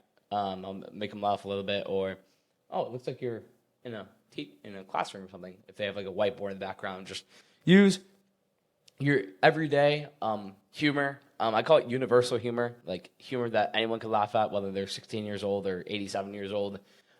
That's something that maybe I'll make some course modules on, because it seems like some people have some issues on that. But anyway, the opener is very, very simple. Then we get into the framing of the call. Framing, it's one of those things where it is kind of optional. When I'm selling B2B, like let's say I'm selling my own services for sales management, or like I'm building out a CRM, or like doing something with operations or whatever. I don't really get on with a business owner and start framing the call like something crazy. All I'll really ask is like, cool, you got like 30, 45 minutes for this chat. So framing calls are sometimes beneficial because most B2C prospects have never been on a call like this before, so maybe framing the call can actually help them understand like what the call is going to be about and stuff like that. So I don't say it's a thing that you shouldn't use, but also too it's all kind of nuanced. But let's say we were framing the call, it would be something along the lines of, welcome to the call. I appreciate you hopping on today. The call shouldn't take too long. It should be like 30, 45 minutes. But let's say we get to like minute 46. Is there anywhere you need to jump to? What this does is it front loads the objection of like, oh, I need to head to another meeting, and they try leaving the call when you're in the middle of objection handling. So, as you know, that's the worst nightmare for a closer. So that kind of solves that as much as it can. So then we'll get into the actual framing. So cool. So these calls are super simple. I'm just really gonna ask you a few questions, and just to give you context of who I am, because I feel like we just get into the call. We never even tell people who the hell we are. And that's where like this skepticism kind of comes. Like, who is this guy? Is he a coach? Is he just a random? Like, is this guy even affiliated to the business owner? So it gives a context of who they or who you are. So something along the lines of, hey, I've been working with, let's say Luke. I've been working with Luke for the past 3 years at this point, and have helped a lot of students get in. But the most important thing for me is I want to help you make the best decision for yourself. So that's whether it's going ahead and coming on board with the team. Great, amazing. If not, no worries. I'm just here to help. Okay. Does that sound good? Simple, easy. Then we get into front loading. Partner, I don't do this. The reason why I do this is I know some people are beginners, and the partner objection can be a very, very tough thing. Honestly, I might just take this out because I don't think you guys should be framing or front loading the partner objection, because at the end of the day, most of the time the partner objection is a smokescreen. So you can do this. You can ask something along the lines of, cool, and let's say you wanted to be a part of something like this. Is there anyone you need to run it by? Any wives, husbands, girlfriends, or anything like that? No, I'm good. Okay, sure. I don't want anyone to sleep on the couch. No, I'm good. Okay, cool. So you double tie down on that. And then you can also ask them here, cool, did you watch the videos? Yes. Okay, hopefully it didn't bore you too much. What would you think? Oh, I learned a lot. Okay, like what specifically? Oh, I learned more about the business model, just to kind of test them of if they actually watch it. It's like the teacher asking you if you did your homework. Okay, cool. What was the answer number 4? Okay, so you didn't do it, right? Then you get into actual desired outcome and diving into the problem. So this discovery is my most important part of things. Of course, objections are very, very important as well, but I think if you do a very, very good part in discovery, you'll end a call very, very easy. But, or at least easier. But I think people kind of make discovery out to be something it's not. Really, all discovery is finding a problem, right? Like, it doesn't matter if you're selling a car, it doesn't matter if you're selling a pen, it doesn't matter if you're selling a coaching program. Like, all you are is just finding a need, right? This is the whole point of discovery. I think this is why people call it discovery, because you're discovering a need, okay? So I usually started off with, so in terms of whatever business model you're selling, what are you hoping to get out of something like this? Like, let's say I'm selling sales training. In terms of working with Luke and I guess what specifically what were you hoping to get out of something like this, just to see if I can help? Something along the lines of that. You're usually going to get an answer like, I want to leave my job, I want to make more money, yeah, I need extra help. Anything around this is super sufficient. I think closers, what they have issues with is they have these these ticks almost, like as in like, if they tell me I'm looking for more information, like I freak out. Like, I think we're taught these like trigger words, and we actually get triggered at it, which these people don't know that they're trigger words for us. Like, when someone comes to your call and they say, hey, I'm just looking for more information. Yes, oftentimes that can be a bad sign, but like, I think we take it so literally every single time, and we like think it's the end of the world. Oh my God, he's just looking for more information. I need to DQ this guy. I need to go crazy on him. Like, these people don't necessarily know that's like a trigger word for you. So don't get scared at any problem of an answer you get here. So then you get into logistical stuff of like, okay, cool. What do you do for work? Are you in school? Let's say that, yeah, I'm an engineer. Okay, cool. Is the goal with sales to get out of engineering and do something like this full time, or is it just kind of make cash on the side? This is where you get a tangible outcome, like of like what they actually want. And if it's a student gap, we'll kind of get into that in a second. But let's say they say, yeah, dude, I want to get out of my job. This is where you start probing, and you kind of start changing your tone. I'll make a whole video about tone as well, because I think I used to train this a lot differently than I do today. But the tone would be a little bit more of a concern tone, because like when someone says they want to leave their job, like that's the thing that they're working 12 hours a day on. They're making commute to work. That's the thing that puts food on their family's table. Like, it's a pretty big deal. Oh shit. Okay. What's the biggest thing that makes you want to kind of get out of the 9 to 5? Cool. Very curious, kind of concerned, and this is where things get a little situational. Like, it's all kind of based on the scenario, right? So, like, let's say they say, oh, dude, it's just like a terrible commute. I'm not making enough money, not enough time for family. And then you can probe a little bit more into that. So you keep digging. Oh, shit. Okay. What is that kind of affecting you? Not having enough time at home. Well, dude, the wife has to go ahead and pick up the kids from home, and I feel like I'm missing out on time with them. Oh shit. And I couldn't imagine that feels good, right? No, not at all. And then you get into time gap. So the big important thing here is what I think a lot of coaches miss is they make the time gap about the vehicle. Well, yeah, how long you've been looking to get into sales.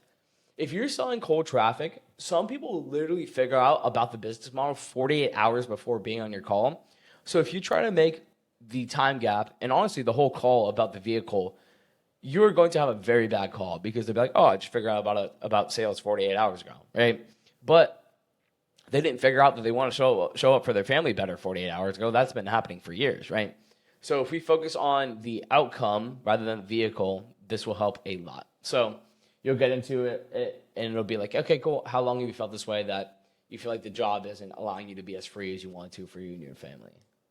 See, make it very specific because when you're just like, and how long have you felt that way for? If they got really specific, maybe it could work, but I'd rather have you guys be very specific with this question, right? By the way, all of the stuff in blue is like kind of like the nuance. It's not like part of the framework specifically, but it's just like kind of showing you answers that they could give you in like different situations, stuff like that. So let's say they say, oh yeah, I've been feeling this way for like 4 years at this point. Oh shit, okay, 4 years. I guess in the past 4 years, like what have you tried so you can't leave that job and you can show up for your family the way you want to? And then boom, this is what I call finding the mental block, because the same reason why they didn't buy yesterday is going to be the same reason why they didn't buy today. The same reason why they didn't buy 6 years ago is the same reason why they're not buying today, right? So this is where most objections come out, in my opinion. I call it finding the mental block, okay? So let's say I asked them, okay, cool, in the past 4 years of you wanting to leave your job, like what have you tried so you can't show up for your family the way you want to? Well, to be honest, I really haven't done anything. And then all you really have to do here is ask the most obvious question. So the most obvious question here is like, okay, I haven't done anything. Oh, shoot, why haven't you done anything? And then they're usually going to say something along the lines of, I just didn't know where to start. Okay, and I get that, but like, let's say I didn't know how to tie my shoes. What would I do? I would go to a friend and be like, hey, can you show me how to do it, right? So usually when you're lost, you usually get help, right? So have you reached out for any help in the past 4 years so you can leave that job? And again, asking the most obvious question. They're going to say, I haven't really looked for any help. And then you can say, and not to sound like a broken record or anything, but any reason why we haven't looked for any help? And then they might say something along the lines of, yeah, I'm not really sure. I just didn't want to put my money into something that wouldn't work out. Boom, that's the mental block right there. They're afraid of investing into themselves because they're not sure if it's going to work out. 99% of the time, this same objection is going to be the same objection that they give you at minute 45 when you're trying to take their money at the end, okay? So this is how you kind of pre-handle that, okay? So you'll be like, and I get it, dude. A lot of people say that. So it's like that little voice in the back of your head telling you, like, you probably shouldn't do this. Yeah, that's what it is. Okay. And at least we're aware of it, right? Because now there's two paths, right? There's a path one of, like, we keep giving into it. And if we keep giving into that voice and we keep listening to it, I guess where would that leave you? So it's a little bit of a consequence question. Well, dude, it would just kind of leave me in the job, which means what? I guess stressed out, not making the money I want to. Okay. But what if we push past it and we actually get the right help and you actually follow it? Like, where do you think you'd be then if you'd done that? Dude, I'd be much farther than I am today. Like, well, where though? I mean, making the money I want to, living the life I want to. Okay. So what do you feel like you need to do to get to where you need to be? Keep giving into that little whisper in the back of your head telling you, no, Kishan, don't do it. Or finally giving into the work you know you've been needing to for a very, very long time. I need to finally give into the work. Okay. So, and then you get into urgency. So why today, after 4 years of kind of listening to this voice, why today do you want to finally get over that uncertainty and finally do the work you need to? And then sometimes they'll give you BS answers like, well, I'm not getting any younger. if they give you kind of BS answers, that means you probably usually didn't do most of this correctly, or they just don't fully understand the question. So sometimes you need to double down, and I understand that everyone's getting older, right? But at the same time too, like you've been feeling this way for a very very long time. Like, why today do you want to finally do something about this, right? And then they usually give you an answer of like, dude, I'm just sick and tired of it. Okay, so then you move into desired outcome and emotions. So this is like a pivotal point of the call where a lot of emotions are coming out and stuff like that. But this is where it's kind of situational as well. So why I say that is because sometimes I financially qualify here. The reason why, it's kind of all dependent on their scenario, right? It's like, let's say they get on, they're like, hey, I work at McDonald's. Nothing against people that don't work at McDonald's, but obviously the whole reason why they're here is trying to make more money, but we also got to figure out if they do have money or not, right? So I like financially qualifying. Some people are against it. Some people are not or whatever, but I usually get into it. So because we can always handle their way of thinking around money as well. So let's say I get into it and it's like, okay, cool. So like, let's say after, like before desired outcome, I asked this question. And obviously you're starting a business here. And in order to start a business, you will need capital to actually start the business and actually get access to the right skill set. So I guess how much capital would you say you have set aside to invest into yourself so you can do X, Y, Z like you're wanting to? Again, just to see if I can help. And let's say they give you the answer of like, I have like 4 or 5K. And let's say your program is 5K. Cool, you can just move on. No need to do it. But like, let's say they're saying like, I have $200. Okay, well, just letting you know it's going to be a little bit more. And then that's when you can start pulling some other tricks. So like, I haven't really added this in this framework, but I'll literally role play with you guys. Like someone says, let's say someone says like, I have $200. Okay. Well, I'm willing to work with you. Just so I can ask though, like, what do you think money is? And you can ask, and they'll be like, I don't know. Well, money's a resource, right? Like look at the roads outside your house. Like maybe they'll look at their window. Is there any like highways or anything? Yeah, there's highways. Okay, how do you think people built that? Did they say, oh yeah, I'm putting this on the Amex, $2 billion out the window, let's go? No. The government got resourceful. What do? They make you pay taxes, right? And look at like these big VC funded companies. Look at like PayPal. Look at like all these different VC funded companies. Do you think the founder just took out $300 million and just built that? No. What did they do? They raised, right? So these top people are raising money, aka becoming resourceful enough to find it, right? So I know you're wanting to be this top guy as well. So cool, a little bit of an identity frame. So how willing are you to become resourceful so you can't leave your job and show up for your family? When you put it like that, I'm willing to become resourceful. Okay, so that's when you can start brainstorming with them on this idea. Okay, cool. So what can we do to come up with more money so we can get to XYZ point like we're wanting to? And this is where we can get into like how much they're making per month with their job, how much they're saving after all finances and stuff like that. I'll make a full video on how to financially qualify effectively as well, because most people here will get here, they'll be like $200 and they'll just DQ, right? Which isn't the right way to go about it. So I'll make a whole video about this as well. But let's say they're like, oh yeah, like I'm making $1,000 after all expenses and I have a 700 credit score. Cool. This is someone that we can get in on financing, right? And then we would go into desired outcome and emotions. Okay. So the more important stuff here is that we actually get this limiting belief here or this mental block here, because what I'm going to do is I'm going to pretty much future pace and cost of inaction over getting over that limiting belief. So this is what it looks like. But I know we talked about it before. What if we finally push through that fear? And if we can finally tap into, and you can kind of insert the fear. What if we finally push through that uncertainty of like that, I'm not sure if it's going to work out for me. And we finally tap into our future self. We're making the money that we want to. We're living the life that we want to. You can even get a little bit more specific. I guess what would change for you at that point once you're there? And then they're going to give you answers like, oh, I can be at home more. I can take my kids on vacation. I can do this. So there's 2 routes here. You can either go negative. This is something I've learned from one of my mentors. Or you can just keep going. So like, let's say they go, yeah, I can spend more time with the kids. Okay. And this would be called going negative. And do you feel like you're just not able to do that to the extent that you want to? Yeah, I'm not. Okay. Then why do you feel like that is? Well, I just don't have enough time at home. Okay. And then you can get to feelings. So like, let's say they say, oh, I'm going to be able to take my kids on vacation more. I'm going to be able to show up for myself at the gym more. I can be there for my wife. You can get into feelings. So it can be something along the lines of, and you being able to do that for your kids, your wife, your future, but more importantly, doing the things doing exactly what you told yourself you're going to do, how do you think it's going to feel once you get to that point, especially after everything you've been through? Oh, dude, it's going to feel amazing. And you can dig in again. Okay, well, I don't think we're talking about amazing Spider-Man here. Like, what do you mean by amazing? Make him laugh a little bit. Well, dude, I feel like I'll be the man. Like, I'll feel so great. I'll feel accomplished.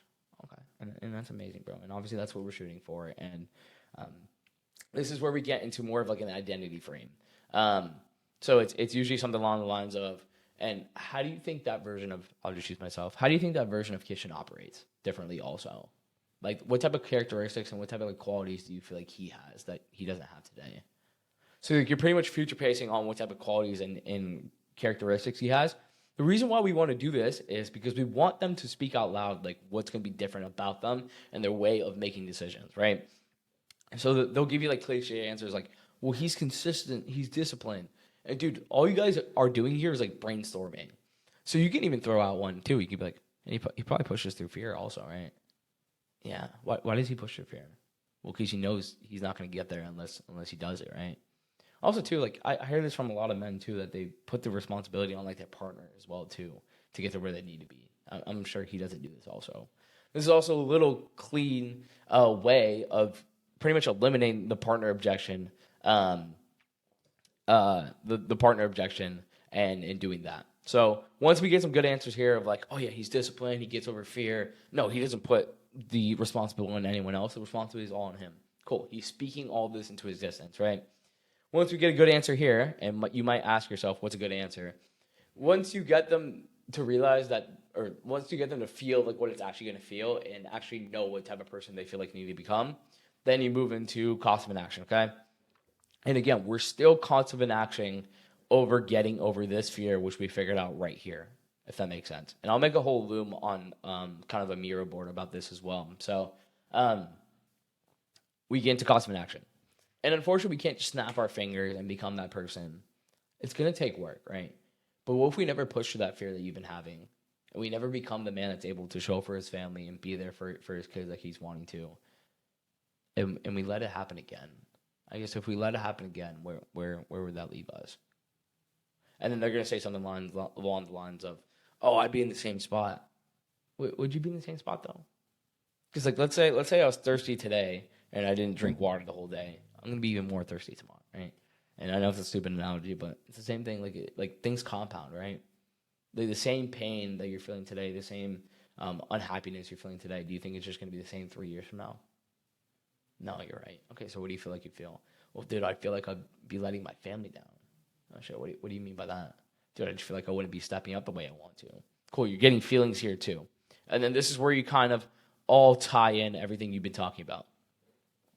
Damn. You're going to feel that way all just because of this little thing called fear. And you can like laugh about it, like, damn, fuck that little thing called fear. Right? And remember the man we were talking about a moment ago? The one that is confident, the one who's disciplined. What else was he? The one that pushes through fear, the one who's resilient. So they'll start filling in your words for you. Does he let this happen again? No. You can even ask why. Well, because he knows that's not what's going to take him to where he needs to go. Okay. So are we willing and wanting to do the work so we can finally become that man? I am. Okay. And there's also another cool thing here, and good. And will you let us hold you accountable to that?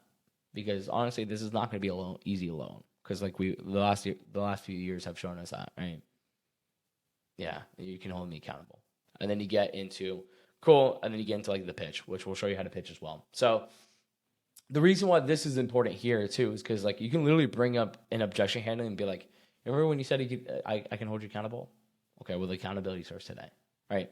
Let's say you don't ask this question here, you can still pull it out in objection handling as well. But the only thing I probably missed in here is maybe like tangible outcome of how much money they want to make in here. I'll add that. But you can literally add that super simple. So like, let's say you ask them, what do they do for work? Why they want to get their job? By the way, too, like how much are you making at your job right now? Like 3 or 4K a month. Okay. And where do you want to be? I want to be making 10K a month. So that's an easy thing to add. I probably should add that before this loom, but pretty simple. I know there's a lot in here, but let me know if you have any questions or anything like that. But I think this framework has helped me a fuck ton, helping me make the money that I want to and kind of just getting to stuff quicker. Because like Me using this framework is getting me like 15, 17-minute discoveries at most, really, like maybe 20 minutes going long. Um, and then maybe like a 4 or 5 minute pitch, and then I get a lot more time to objection handle. So this is a call review. What ways this could help you is this is someone that was triaged by me before, and this is also someone that we have to figure out financing. You'll see it. I think it's a good call. This is more of my actual process. This one's going to be a little bit more recent.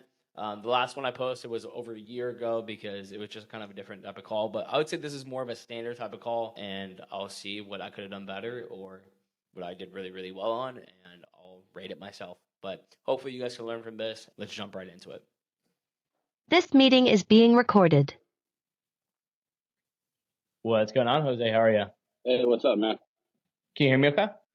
Yeah, How are you? I'm good. How you doing? I'm doing good. Where are you calling from again? I totally forgot.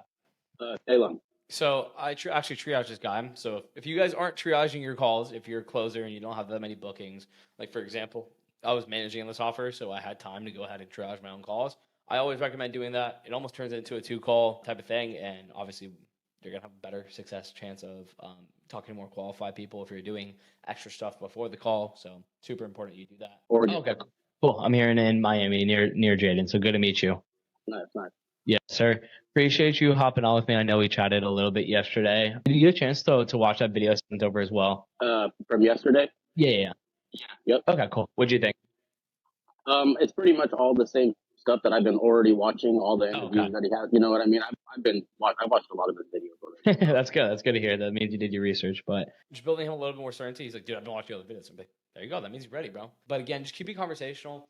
Again, I'm not a huge rapport builder. As like, I don't need to know how their weather is. I don't really need to know how their day is. But like a little smile here and there, a little joke, a little just good energy opens up the call, allows them to be more open, and it's very easy too. This shouldn't take too long. I know we chatted yesterday, so I have a memory of a gnat sometimes. So this is what I do to pretend like I don't remember the situation, right? The reason why this is important, I feel like a lot of closers just like if they triage on, they'll be like, so I told you, you told me this, you told me this, you told me this, you told me this, you told me this, and then just get right into it. I pretend like I forgot. Oh, dude, I've been talking to so many people. I know you do this. What's the goal again? Is it to get out of that and do something like this full time? Or I know exactly what they told me. No one's gonna get mad. No one's gonna get mad at me for forgetting. No one's gonna get mad, right? So I just play it off. Oh, dude, I'm so dumb. Like, how did I forget this? And he's like, no, you're fine, dude. Yeah, I want to get on my job. Oh, shit, well, why is that? Boom, right into the conversation. Might have forgot a little bit of it, but yeah, calls like this should take like 30, 45 minutes. You have anywhere to be, or are you good for that? Yeah, I'm good. Okay, cool. So yeah, remind me again. I know you mentioned you were working in construction, correct? Yeah, I work for a union, Local 49. It's a workers' commercial union. Okay, yeah, that's what it was. Okay, cool. And you said the goal was to get out of something like that and then do something more like the exotic car fleet full time, correct? And honestly, the last 5 years, I just saying it like I'm halfway certain, and then it's like, but that's the goal, right? Yeah. anything. And Yeah. honestly, the last 5 years, I've just been trying to find anything. And Yeah. And I love, luxury cars, so this Yeah. really got my attention. So one issue we were getting a lot with this offer, this is even why I was even on a sales call in the first place, because I was actually managing for this offer, is that we were just getting these people that are like, I love cars, and then like that's why I'm here, and then they didn't really understand what the business model was. It's probably a pre-call issue, but I had to get on the calls myself to actually figure out what the hell was going on, because when I would just hear reps complaining like, bro, this guy had no idea what the hell is going on, like they're so unqualified, this, that. I'm like, okay, well, let me figure it out myself.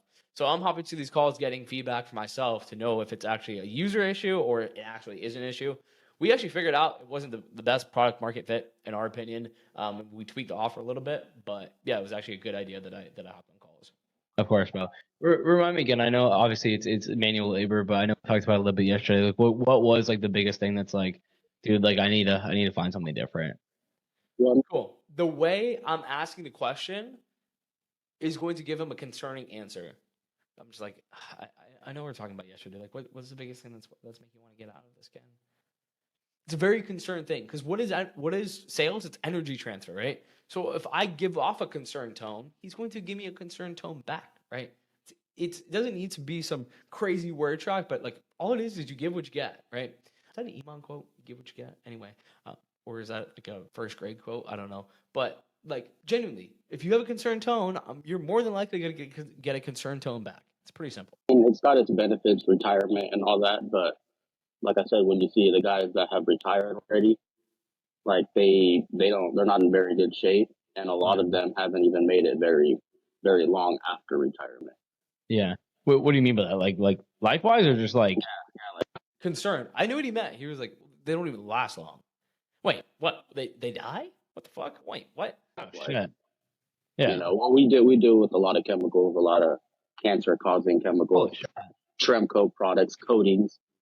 I'm reacting as a normal person would, right? Let's say someone came to you on the middle of the street. Let's say it was a friend of yours. You're like, dude, I can't do this anymore. I'm working with all these big chemicals. Oh shit, dude. And then you're gonna see me ask a question that almost like is a assumption, but it's going to hit 99% of the time, just like I did in the last call. Yeah. Cleaners, very, very strong cleaners. Because of where respiratory stuff, you know, and I've been in it for the last 15 years, and we deal with a lot of asbestos, and we try to, you know. Also, another thing that I noticed too with a lot of closers, they're always like, "What do I do if someone's rambling?" This guy isn't rambling. He's actually giving me stuff I want, so that's why I'm not cutting him off. But you always hear me saying, "Yeah, that makes sense." Yeah, because once I'm already in motion, it's way easier for me to interject and be like, wait, hold on. When you said that, what do you mean? Right? As opposed to if I was pip squeak quiet and then I try to interject, right? But if I'm always like, yeah, that makes sense. Yeah. Okay. Oh yeah. When you said you've been feeling tired of it, like what does that mean? I guess. Right. It's a lot more easy because I'm already in motion, right? We try to get the PPE, the proper safety stuff for the asbestos, but sometimes it's not always detected. So who knows how much of that I've already inhaled. So I'm just trying to get out of the construction world, man. I've been doing this since I was 18. Yeah, dude. That's a crazy thing to be working with. Like, do you have family too? Yeah, my daughter's cool. I'm going to relate this to family. Well, dude, if you're at home and you're worried about your well-being because the shit can get on your skin, aren't you a little worried that it could happen like with the family as well? Yeah, dude, that's why I'm gonna try to get the fuck out of here. It's all cause and effect, right? The fact that he's working in dangerous environments could affect his family, right? freshman in high school. My son's you told me. Yeah, dude. I mean, I couldn't imagine like coming home, like you're already putting yourself in danger, and then coming home to them too could also be very dangerous too. So yeah, dude. And like you mentioned, you've been feeling that way for the past 5 years. And we might have talked about this yesterday, but have you like done anything? Like, have you tried any online businesses? Like I again, this is a few months ago. Right now, I'd be like, why do you feel like we've let this happen? Great question. Be like, dude, I don't know, dude. I've been trying all these things, it's not working, right? But one thing I did well here, I stayed in the pocket with a concerned tone. This whole first 20 minutes of this call is probably gonna be very concerning because I'm using a concerned tone, and what I'm gonna get back is a concerning answer. Is there anything like that?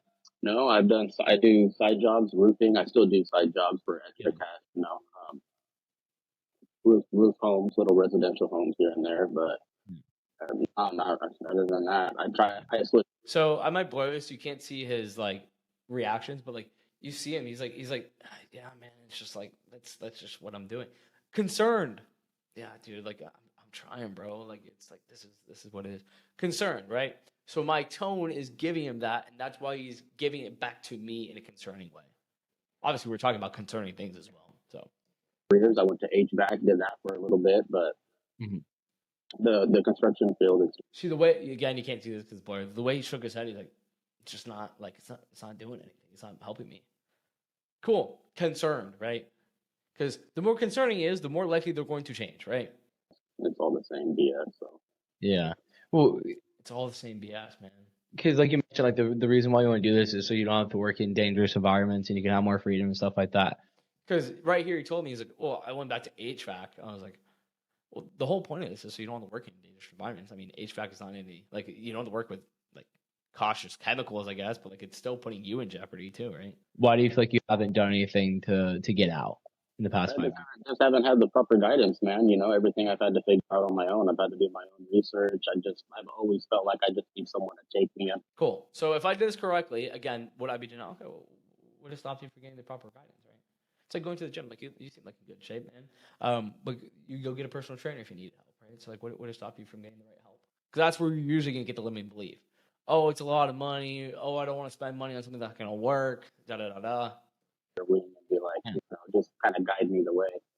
But I'm a workhorse, man. You know, I've always worked hard, and so. I can imagine, bro, working in those type of fields for sure. Yeah, I'm just ready for a change. Yeah. Why? Because at the end of the day, like, yeah, you not having the right guidance is a big thing too. But like, what have you done in the past 5 years to find the right guidance? Like, have you reached out to other coaches? Have you looked into other programs? Have you done? Yeah, so like I recently just started life insurance. I follow Chris Novel. Okay, so this one was a weird little area because he's like, I'm trying all these things. Like, I don't really care what I do. I just, like, so I really have to like be careful because you'll see it. Online. Yeah, you told me about that. Yeah. Yep. So I've been doing that, and to be my own banking system, to be able to get loans through my own policy. Yeah. And so like I already knew like here in like 2-3 years, I'll be ready to do something with that too. So Yeah. like I'm trying to set myself up. I don't know what I have to do. You know, I'm so like naive to everything. Yeah. So I'm just trying to figure it out, man. I don't know. I mean, honestly, bro, sometimes people like yourself. Cool. So I'm trying to give him because he's like, oh, now he's like getting to because he's like, dude, I don't know what's wrong with me, bro. I'm so naive. Like, dude, it's fine. Honestly, sometimes you're better off being naive than having an ego. Or like a little like not lost, but like looking for help is better than the people that have egos of like, oh, I can do all this on my own. I want to do it because they end up wasting so much time because they feel like they have the skill set, but you're saying clearly like, dude, I need help. But like you mentioned too, you've done the life insurance stuff. Why, like, do you not see like a future in that, or like what's the reason why you're trying to look into this as well? It just seems fun, honestly. It seems it's badass. This is directly the issue that we're having. It's like, well, it just seems cool. It's cool. I get to drive cars. I get not to pay for them. I get to rent them out. Like it was just a cool business. But like that's not what sells. Outcome sells, right? So that's what we were really, really focusing on and really getting our shit kicked in on this offer. Dude, to be able to see luxury cars around you, you know, all the time. That like I said, that would put a smile on my face. I'd be happy to go to work. Yeah, you know, and that's good, and I can appreciate that too. But like at the end of the day, like it is a business. Like I don't want you to think it's all rainbows and sunshines. Like you're never gonna have any issues or anything. So why do you feel like, other than the fun stuff, like why do you feel like you want to commit to this, other than just like kind of continuing with the life insurance or any of the businesses you're trying now? well, I'm gonna continue with the life insurance. I'm gonna continue doing that. See, that's we kind of gotta get over. Like, I'm not saying you can't do both, but like, is it the best thing for you to do both? But like, also too, that might talk him out of doing this, and it's just like, yeah. Just looking for something. I don't know. Maybe it's not for me. Maybe it is. I don't know. See, like now I start getting this answer, so I'm like, no, that's not what I'm saying. But what I'm saying is, then I kind of get back into it. Maybe it's gonna take me going into it to figure that out. I'm not sure. I'm not saying it's not for you, but what I'm saying is that like oftentimes, and this is totally up to you if you want to do that or not. But oftentimes, like focusing on one thing can be like, let's say I want to get good at sports, right? Let's say I would be good at just a sport. If I was playing soccer, if I was playing football, if I was playing basketball, and I was just trying to get good at a sport, it could hinder my progress trying to do three different things at once. I'm not deterring you from life insurance or anything like that, but like, I mean, more importantly is like starting a robotic car fleet. Is that something that you want to do? Yeah, that's something that like I would be passionate about. Okay, cool. So again, it's not that ideal answer that I want, but like this is what we kept getting on the phone. Yeah, it's something I'm passionate about. But us as entrepreneurs, we know passion doesn't fucking matter for your first business. But like, you sold on opportunity, It makes some money, so it's not like it's unethical, but like it is what it is. Okay. Well, and I understand that no business is going to be easy. Perfect. Yeah. You got your pros and cons. You got your clientele you got to deal with, the bad, the black, the bad and the good and the ugly and all that stuff. You know, I totally I get all that. You know what I mean? Yeah. You know, I'm just at this point I'm just picking my poison. Which one of those am I willing to work hard for? You know what I mean? And I feel like sometimes a lot of cars, I'm willing to work hard for that. Yeah. Yeah, totally. And again, other than the fun stuff, why do you feel like it's a good business model? Because like, even if you're driving cars, but you can make $0 per month with it, I don't think you would want to do it. So like, why do you feel like this is a good business model to kind of commit to? No, I don't know. I feel like there could be a good market here where I'm from. See, like these are the answers we kept getting on these calls. So like I was like paranoid. I'm like, no, like why are you sold on the business model? So usually you don't have to do something like this. It's just like we kept running into this, and then by the end they're just like, well, I told you it sounded cool. I don't know if I want to do it though. And it's just like a whole like. You know, I've already looked around, and there's not really much exotic business around. Yeah, that means no competition, right? Yeah, right. My mother-in-law works at the Salem Hospital. Just little things that I'm implanting in his head too. He was like, "Yeah, dude, I was looking around, I just couldn't find anything." Well, that means less competition for you, more money, right? It's not necessarily faultless income or anything. That's a true thing. hospital, and she's in charge of like all the meetings that go down with the big doctors and everything, and she's Yeah. constantly saying how like doctors flying from all over the place coming for meetings and stuff, and so Yeah. that's, Sure, you already got the connect. Yeah. that's just the hospital, you know. Yeah. I'm sure family. I mean, I'm sure it would do all right. Yeah, of course. But more importantly, like a few different things, but they haven't panned out the way that you wanted to. Why do you want to finally commit to something and end to all like the headaches that comes with the construction field? Like why do you want to finally commit to something and get rid of it? I'm just trying to be honestly. I'm just trying to do whatever it takes. 'Cause I feel like this is what's going to make me happy, and I just want to do whatever it takes to be financially free, man. To get out of this rat race and to give my kids what I never had. You know what I mean? Yeah. Like both my kids are heavily involved in sports all year round, and I coach my son in basketball, and like There you go. I just want more. I Yeah. want more. I'm not happy. I'm not satisfied. Yeah. And like you mentioned, you've been kind of feeling that way, but more importantly, are you ready to draw the line in the sand and make sure we never have to feel that anymore? Yeah, dude, I'm ready to take the leap of faith for sure. There we go, bro. And Cool. So even though it wasn't some why now, as in like, dude, I got a kid on the way, or like, oh my god, if I don't pay my rent, I'm gonna be dead. Obviously, that wouldn't be a good idea because then that means probably means he doesn't have enough money for this. But it was just like I'm fucking tired, dude. Okay, well, you're ready to finally do the work, so you don't have to be tired anymore. I am. Okay. how much do you need to be making with something like this to get out of the construction field so you don't have to worry about all the headaches that come with it? Like how much do you need to be making? Like, Dude, I average 50K a year, on a good year 70. Okay, so if even if you're making 5, 6, 7 grand a month, like that's more than enough to get out of the construction field, right? If I can make at least what I'm making right now or more, Yeah. for sure. For sure. Okay, cool. And I'm sure that's a shorter term goal too, because like you seem like a very ambitious guy. Like, what about like a year from now, a year and a half from now? Like, how much would you like to be taking home every single month? Because it's important to like think about stuff like this. Like, what are you shooting for? Why are you shooting for it and stuff like. So boom, another thing that I tell a lot of coaches is like, no one's gonna argue with that. Maybe it isn't fucking important to know what you're shooting for, but I'm just implanting these ideas on him that make him think it's going. And I'm gonna do that later in the call, and you're gonna see it too. I'm just planting these ideas into his head of like why it's important. Dude, it's important. You can't hit it if you don't know what you're shooting for. So what do you want? Yeah, you're right. I want this much, and I get the goal quicker. That? Like, how much do you want to be making like a year and a half down the line with something like this? Dude, as long as I'm making at least how much I'm making right now or more, I'm fine. I'll let God be the decider of that, on how far He wants to take me with it. You know what I mean?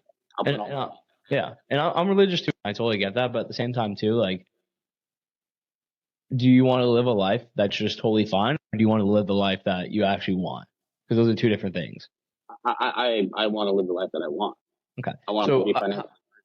There you go. And financially free could mean 10K to someone. It can mean 30K to someone. What number is that for you? That's like, okay, like that'll allow me to like take my kids where I want. I can travel like I want. I can be the man that I want. Like what? Cool. Again, twisting the words. He was like, dude, if I'm making the same, I'm totally fine.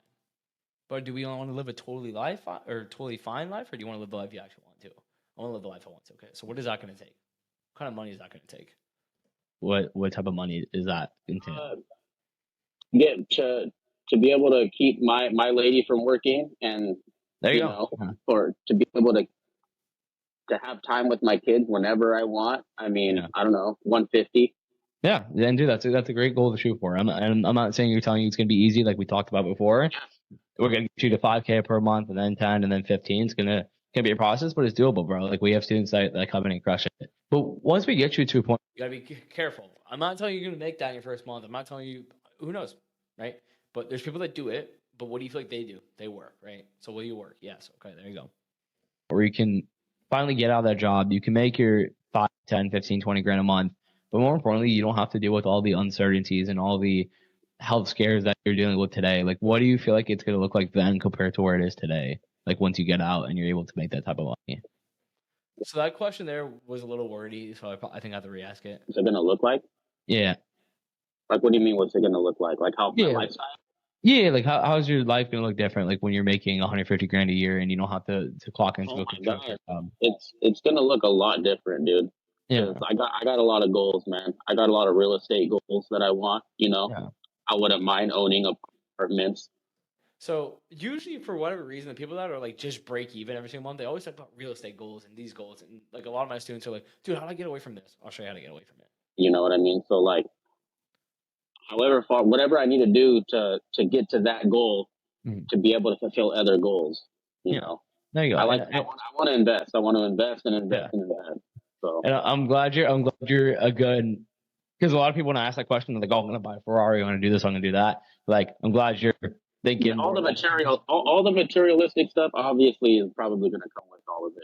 yeah, But yeah, I'm definitely trying to invest for sure. of course.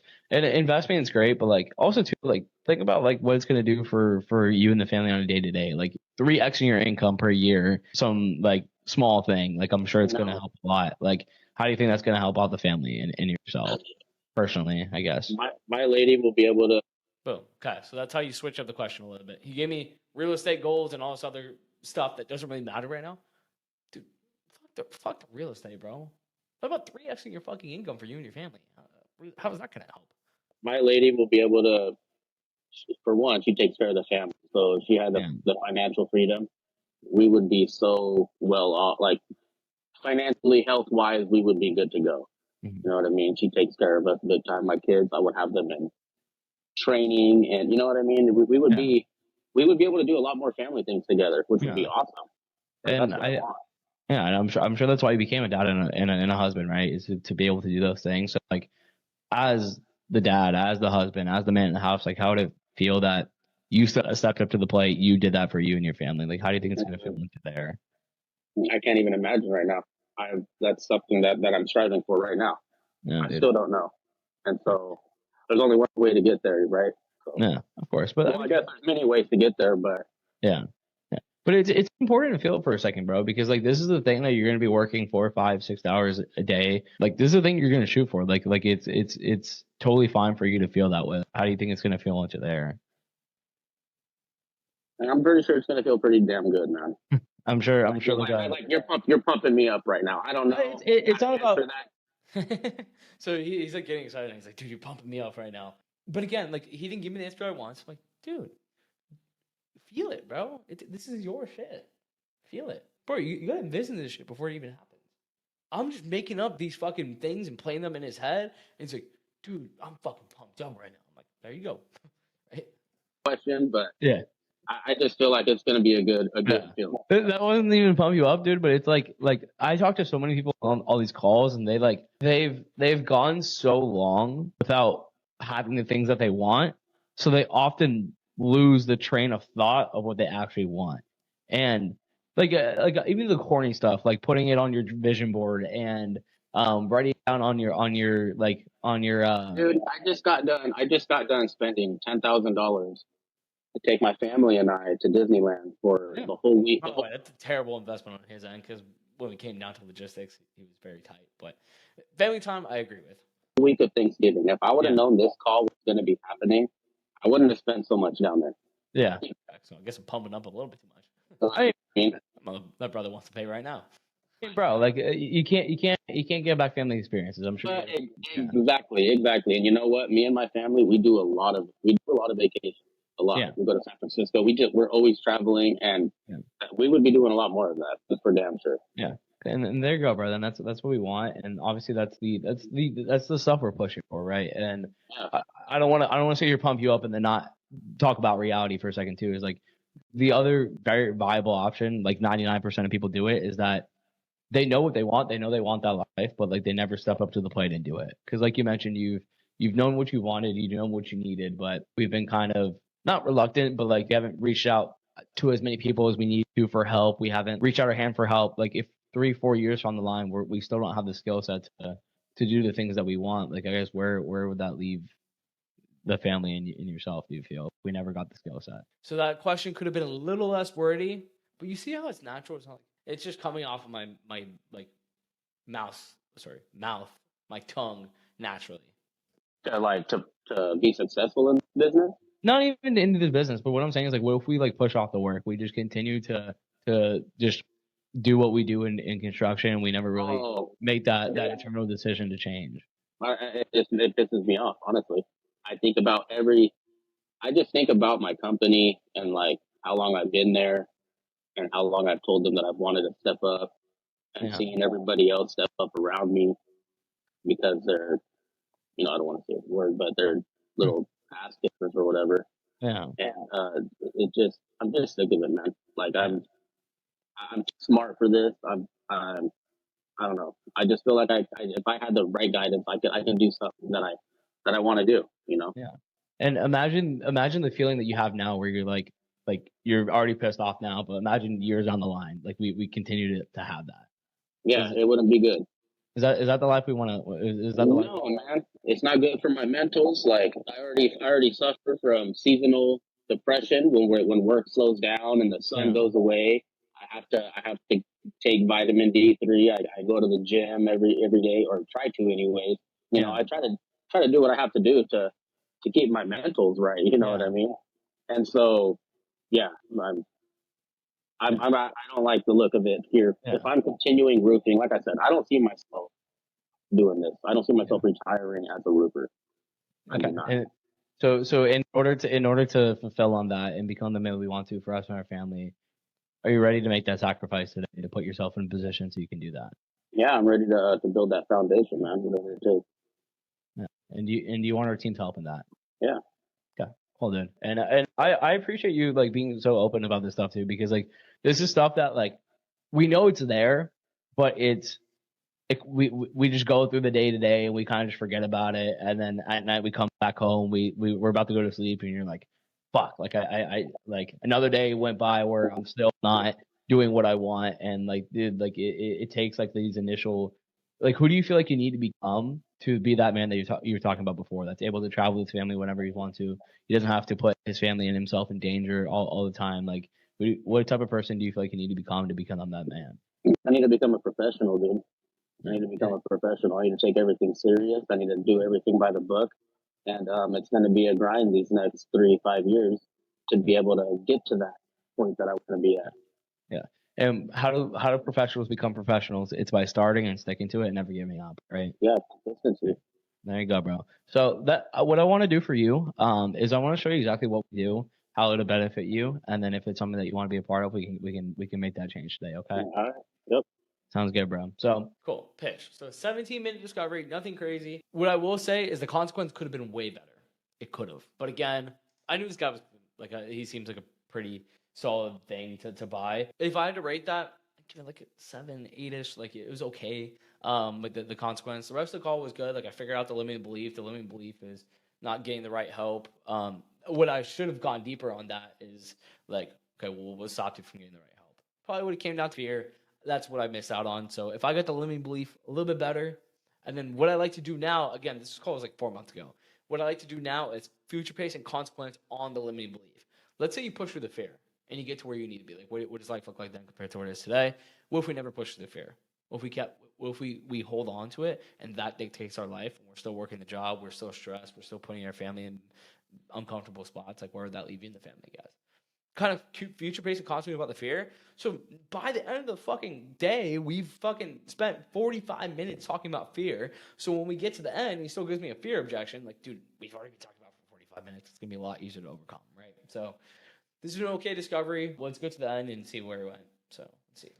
Because if I'm doing everything that I'm supposed to be doing, if I keep fighting, if I keep grinding, the only way to go is up. Yeah. And the number one question there is will you keep fighting? Will you keep showing up? Yeah. Yeah. There you go. That's what we need. Definitely. That's what we need. Do you have any questions or anything about the process? I only have like $2,000, bro. Yeah, I did. There you go. What was your monthly payment? I was surprised. I didn't think this guy was gonna get approved, but he did. It ended up being, I did 24 months. There's stuff that we can figure out, but how you feeling? Nervous. Dude, that's part of the game, bro. Like I'm telling you, again, I don't want to make false income claims because that's just not how I roll. But like, if you push, bro, if you work with us, if you do everything you can, only risk there is if we give up. And will you meet us in the middle and make sure we don't give up? I'm trying, man. Yeah, I'm gonna try. Okay. My hardest. You're not gonna try your hardest. You're gonna do everything you can. Yeah. And when we get off, because this happens all the time. When we get off this call and you start to like rethink, you're like, oh fuck, dude, I just had another monthly bill. Like, dude, this right now, brother. when that mentality starts coming, what are you gonna do to push it to the side? Because what are you gonna do to push that negativity away so we continue to keep pushing and putting in the inputs? I'm excited for success, dude. Okay, there you go. Because that's what we fucking need, bro. Because I couldn't imagine the amount of people that they're so excited and then they realize it's going to be work. That's why I hold you accountable, and I'm like, this is going to be work. But if you do the work, I promise you, you won't fail. Dude, let me get you onboarded, and I'll show you how to get started. So that is the end of it. It came down to logistics. We figured out a payment option on car. Honestly, I don't even know how this guy got approved. His credit score was a little bit lower than everyone else's, but I can see a good credit history. But you could afford the payments, but you're still scared, bro. But like, this is how you prevent chargeback. This is how you prevent refund, is by solving the fear even after you take the payment. Cool. So you're in now. Now what? Now we gotta fucking work. But when you get off this call 20 minutes from now, and you're like, fuck, dude, I just bought this. I just spent this much money. Dude, I have this rent coming up, this payment coming up. And you start overthinking. You start talking yourself out of it. What are you going to do? Because if you talk yourself out of it, you give up, we're still in the same spot, right? So what are you going to do to push through? I'm going to keep telling myself this is what I have to do. Okay. But do you believe that's what you have to do? Yes. Okay. So you ready to make this thing fucking work? Again, as long as you show up and we're going to be there with you. Okay. Okay. Let's do this thing. So pretty decent call. Definitely stuff I would have done differently today. Again, I'm always getting better. I'm always improving. I'm always learning. But if you like call recordings like these, I will keep pumping these out because I have thousands of sales calls I could show you guys. An open book. I'll be honest, if I mess up in this part, it's not every sales call is perfect to the T. But yeah, I think it was an overall solid call. Got him to become resourceful, got him to come up with ways, got him committed, and we got the deal done.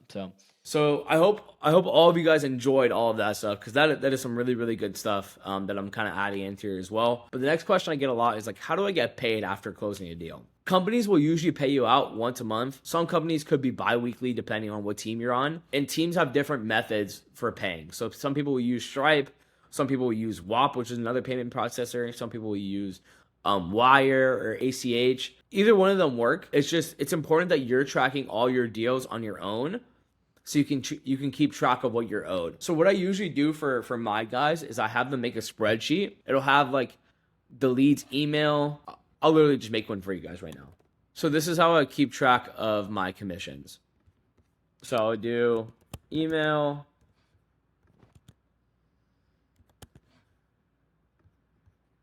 cash collected, revenue generated, commission. So this is how I would track my commission. So I would have a sheet. Maybe you can even put their full name. I'd probably do that. But like, you can just put in this stuff. So like, let's say I closed Billy Bob at gmail.com.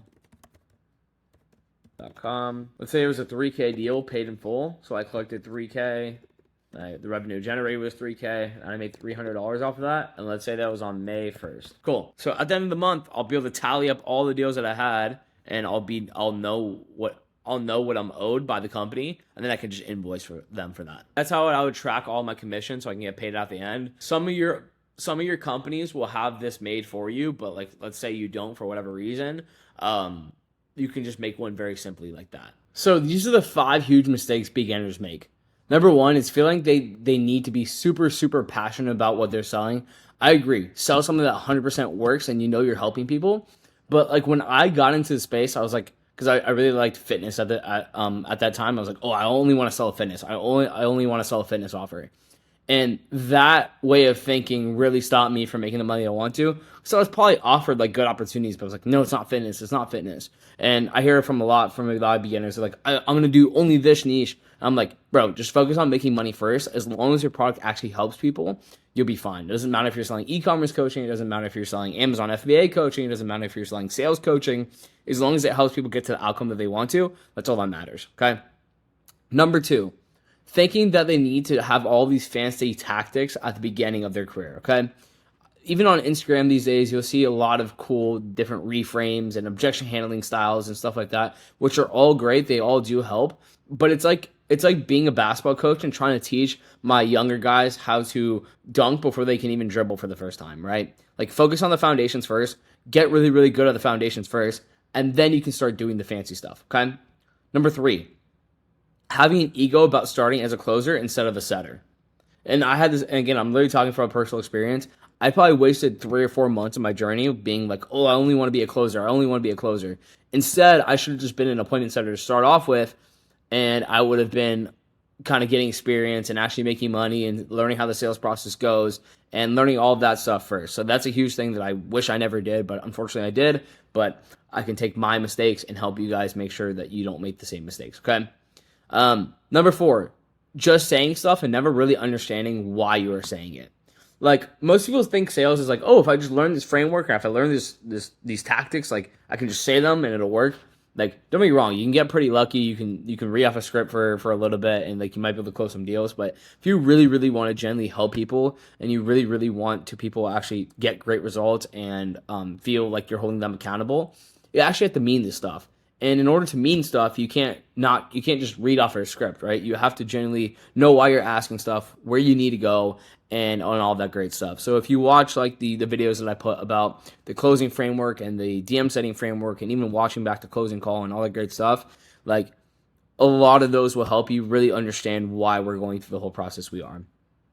The last one is not focusing on money-making activities. What I mean by that is so many people get into the space and they're just like, oh, I'm just going to role play for 15 hours a day. I'm going to do this. I'm going to do that. You would make so much more money and get so much better if you just used those hours to do outreach and get on an opportunity instead of just role playing all day. Role playing can get fun. You can sit on Zoom with your friends. You can feel like you're getting better, but like again, like doesn't make you any money to just role play all day. It makes you money to actually get on the phones and start dialing and start seeing some proof of concept of this thing. So those are the biggest mistakes that I see happen. But after I got over those learning mistakes, this is how I hit my first ever 10K month. So before that, I was making anywhere from like 6 to 8K a month when I was a setter, which is pretty damn solid for a setter. But these are the things that helped me get to 10K a month. Number 1, getting a better offer, and I started closing. So the offer that I was setting on, it was a solid offer. It just wasn't something long-term, and it was not like a huge need for people. It was more like a nice to have for people. So it didn't really solve like a huge problem. It was a great offer. Like they got great results, but like it wasn't a huge need for people. It was like a mindset offer, which again, great offer, but it wasn't like a necessarily a need for people. I should have gotten a better offer sooner, but I did. And that's when I made my ever first 10K month.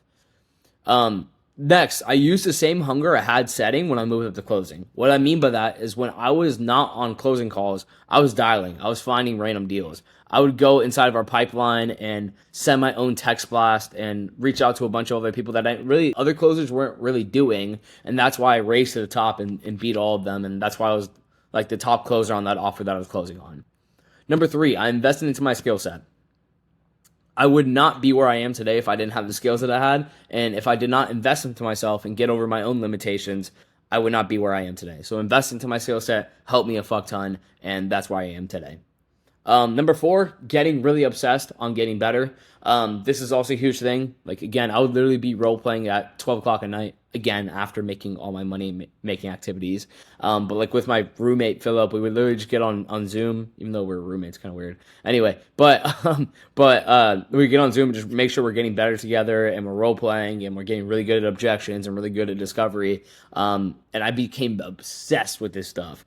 And that's when I started seeing like everything come for tuition. Last one, again, I focused on money making activities. After I started seeing money come through the door, I wasn't like, oh my God, I need to do role plays all day, every day. I would role play at night because that's when nobody was really selling or taking calls. So that's when I would role play. But like the rest of the day, I was just focusing on stuff that would actually make me money and would actually push the needle across the line and would help the team that I am make more money as well. So congratulations. You now have the entire 0 to 10K month blueprint for beginners getting into high ticket sales. But some of you may still feel overwhelmed. And just like I did when I first started, I was definitely overwhelmed with all this, lots of stuff just being thrown at me. So that is why we created our coaching program, where you get 6 coaching calls a week with myself and my team, access to the best offers, and a community of people on the same path as you. And again, what kind of salesperson would I be if I didn't pitch you? But seriously though, look at these results. People hitting 30K in a month like Mr. Jacob over here, 10K a month as a DM setter, Mr. Mikey, Garrett making 6K in a day pretty much, Matthew making $1,000, $1,700, $10,000. That's a Luke, by the way, so I guess $6,000, $4,000, $2,000. Like People are absolutely crushing it inside of our community. And I'm not making this video to pitch this. This is not like my whole intention. My intention is like to give you guys as much free value as possible. But at the same time too, like the best way to get into this space, the best offers and the best skill sets you will learn inside of programs like these. Okay. But that's enough about what we do. If you are interested though, but again, look at those results. But if that's something you think that would be helpful for you, the link is in the description to apply below. Again, we only really work with serious people. And I'm not just saying that either. Like, we try not to, like, you got to think about from my perspective. Like, if I'm on a call with someone and I can just tell they're not serious, I have to coach them. So we really only do take on serious people. And probably one of the most fulfilling things that I did was help some of my college friends do the exact same thing that I did.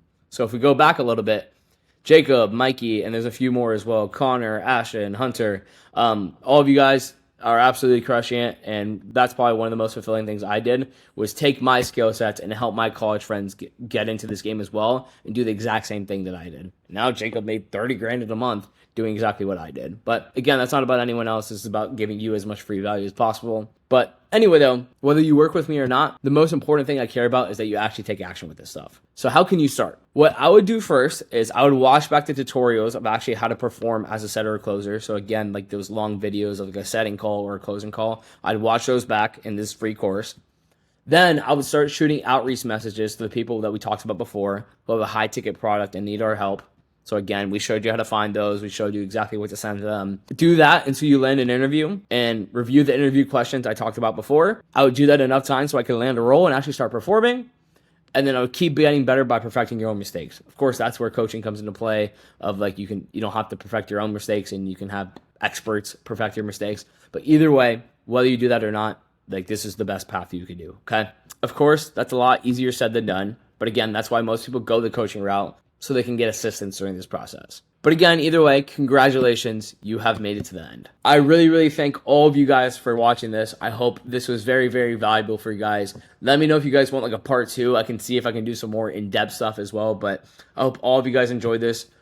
Please, most important thing, like do something with this. I promise you, do something with this because this skill has changed my life, hundreds of our students' lives, and there's no reason why it can't change your life. The only difference between you and the people that have made it is this: they've taken action, okay? So I've given you this all for free. Please take action on this, and I will see you guys in the next one, okay?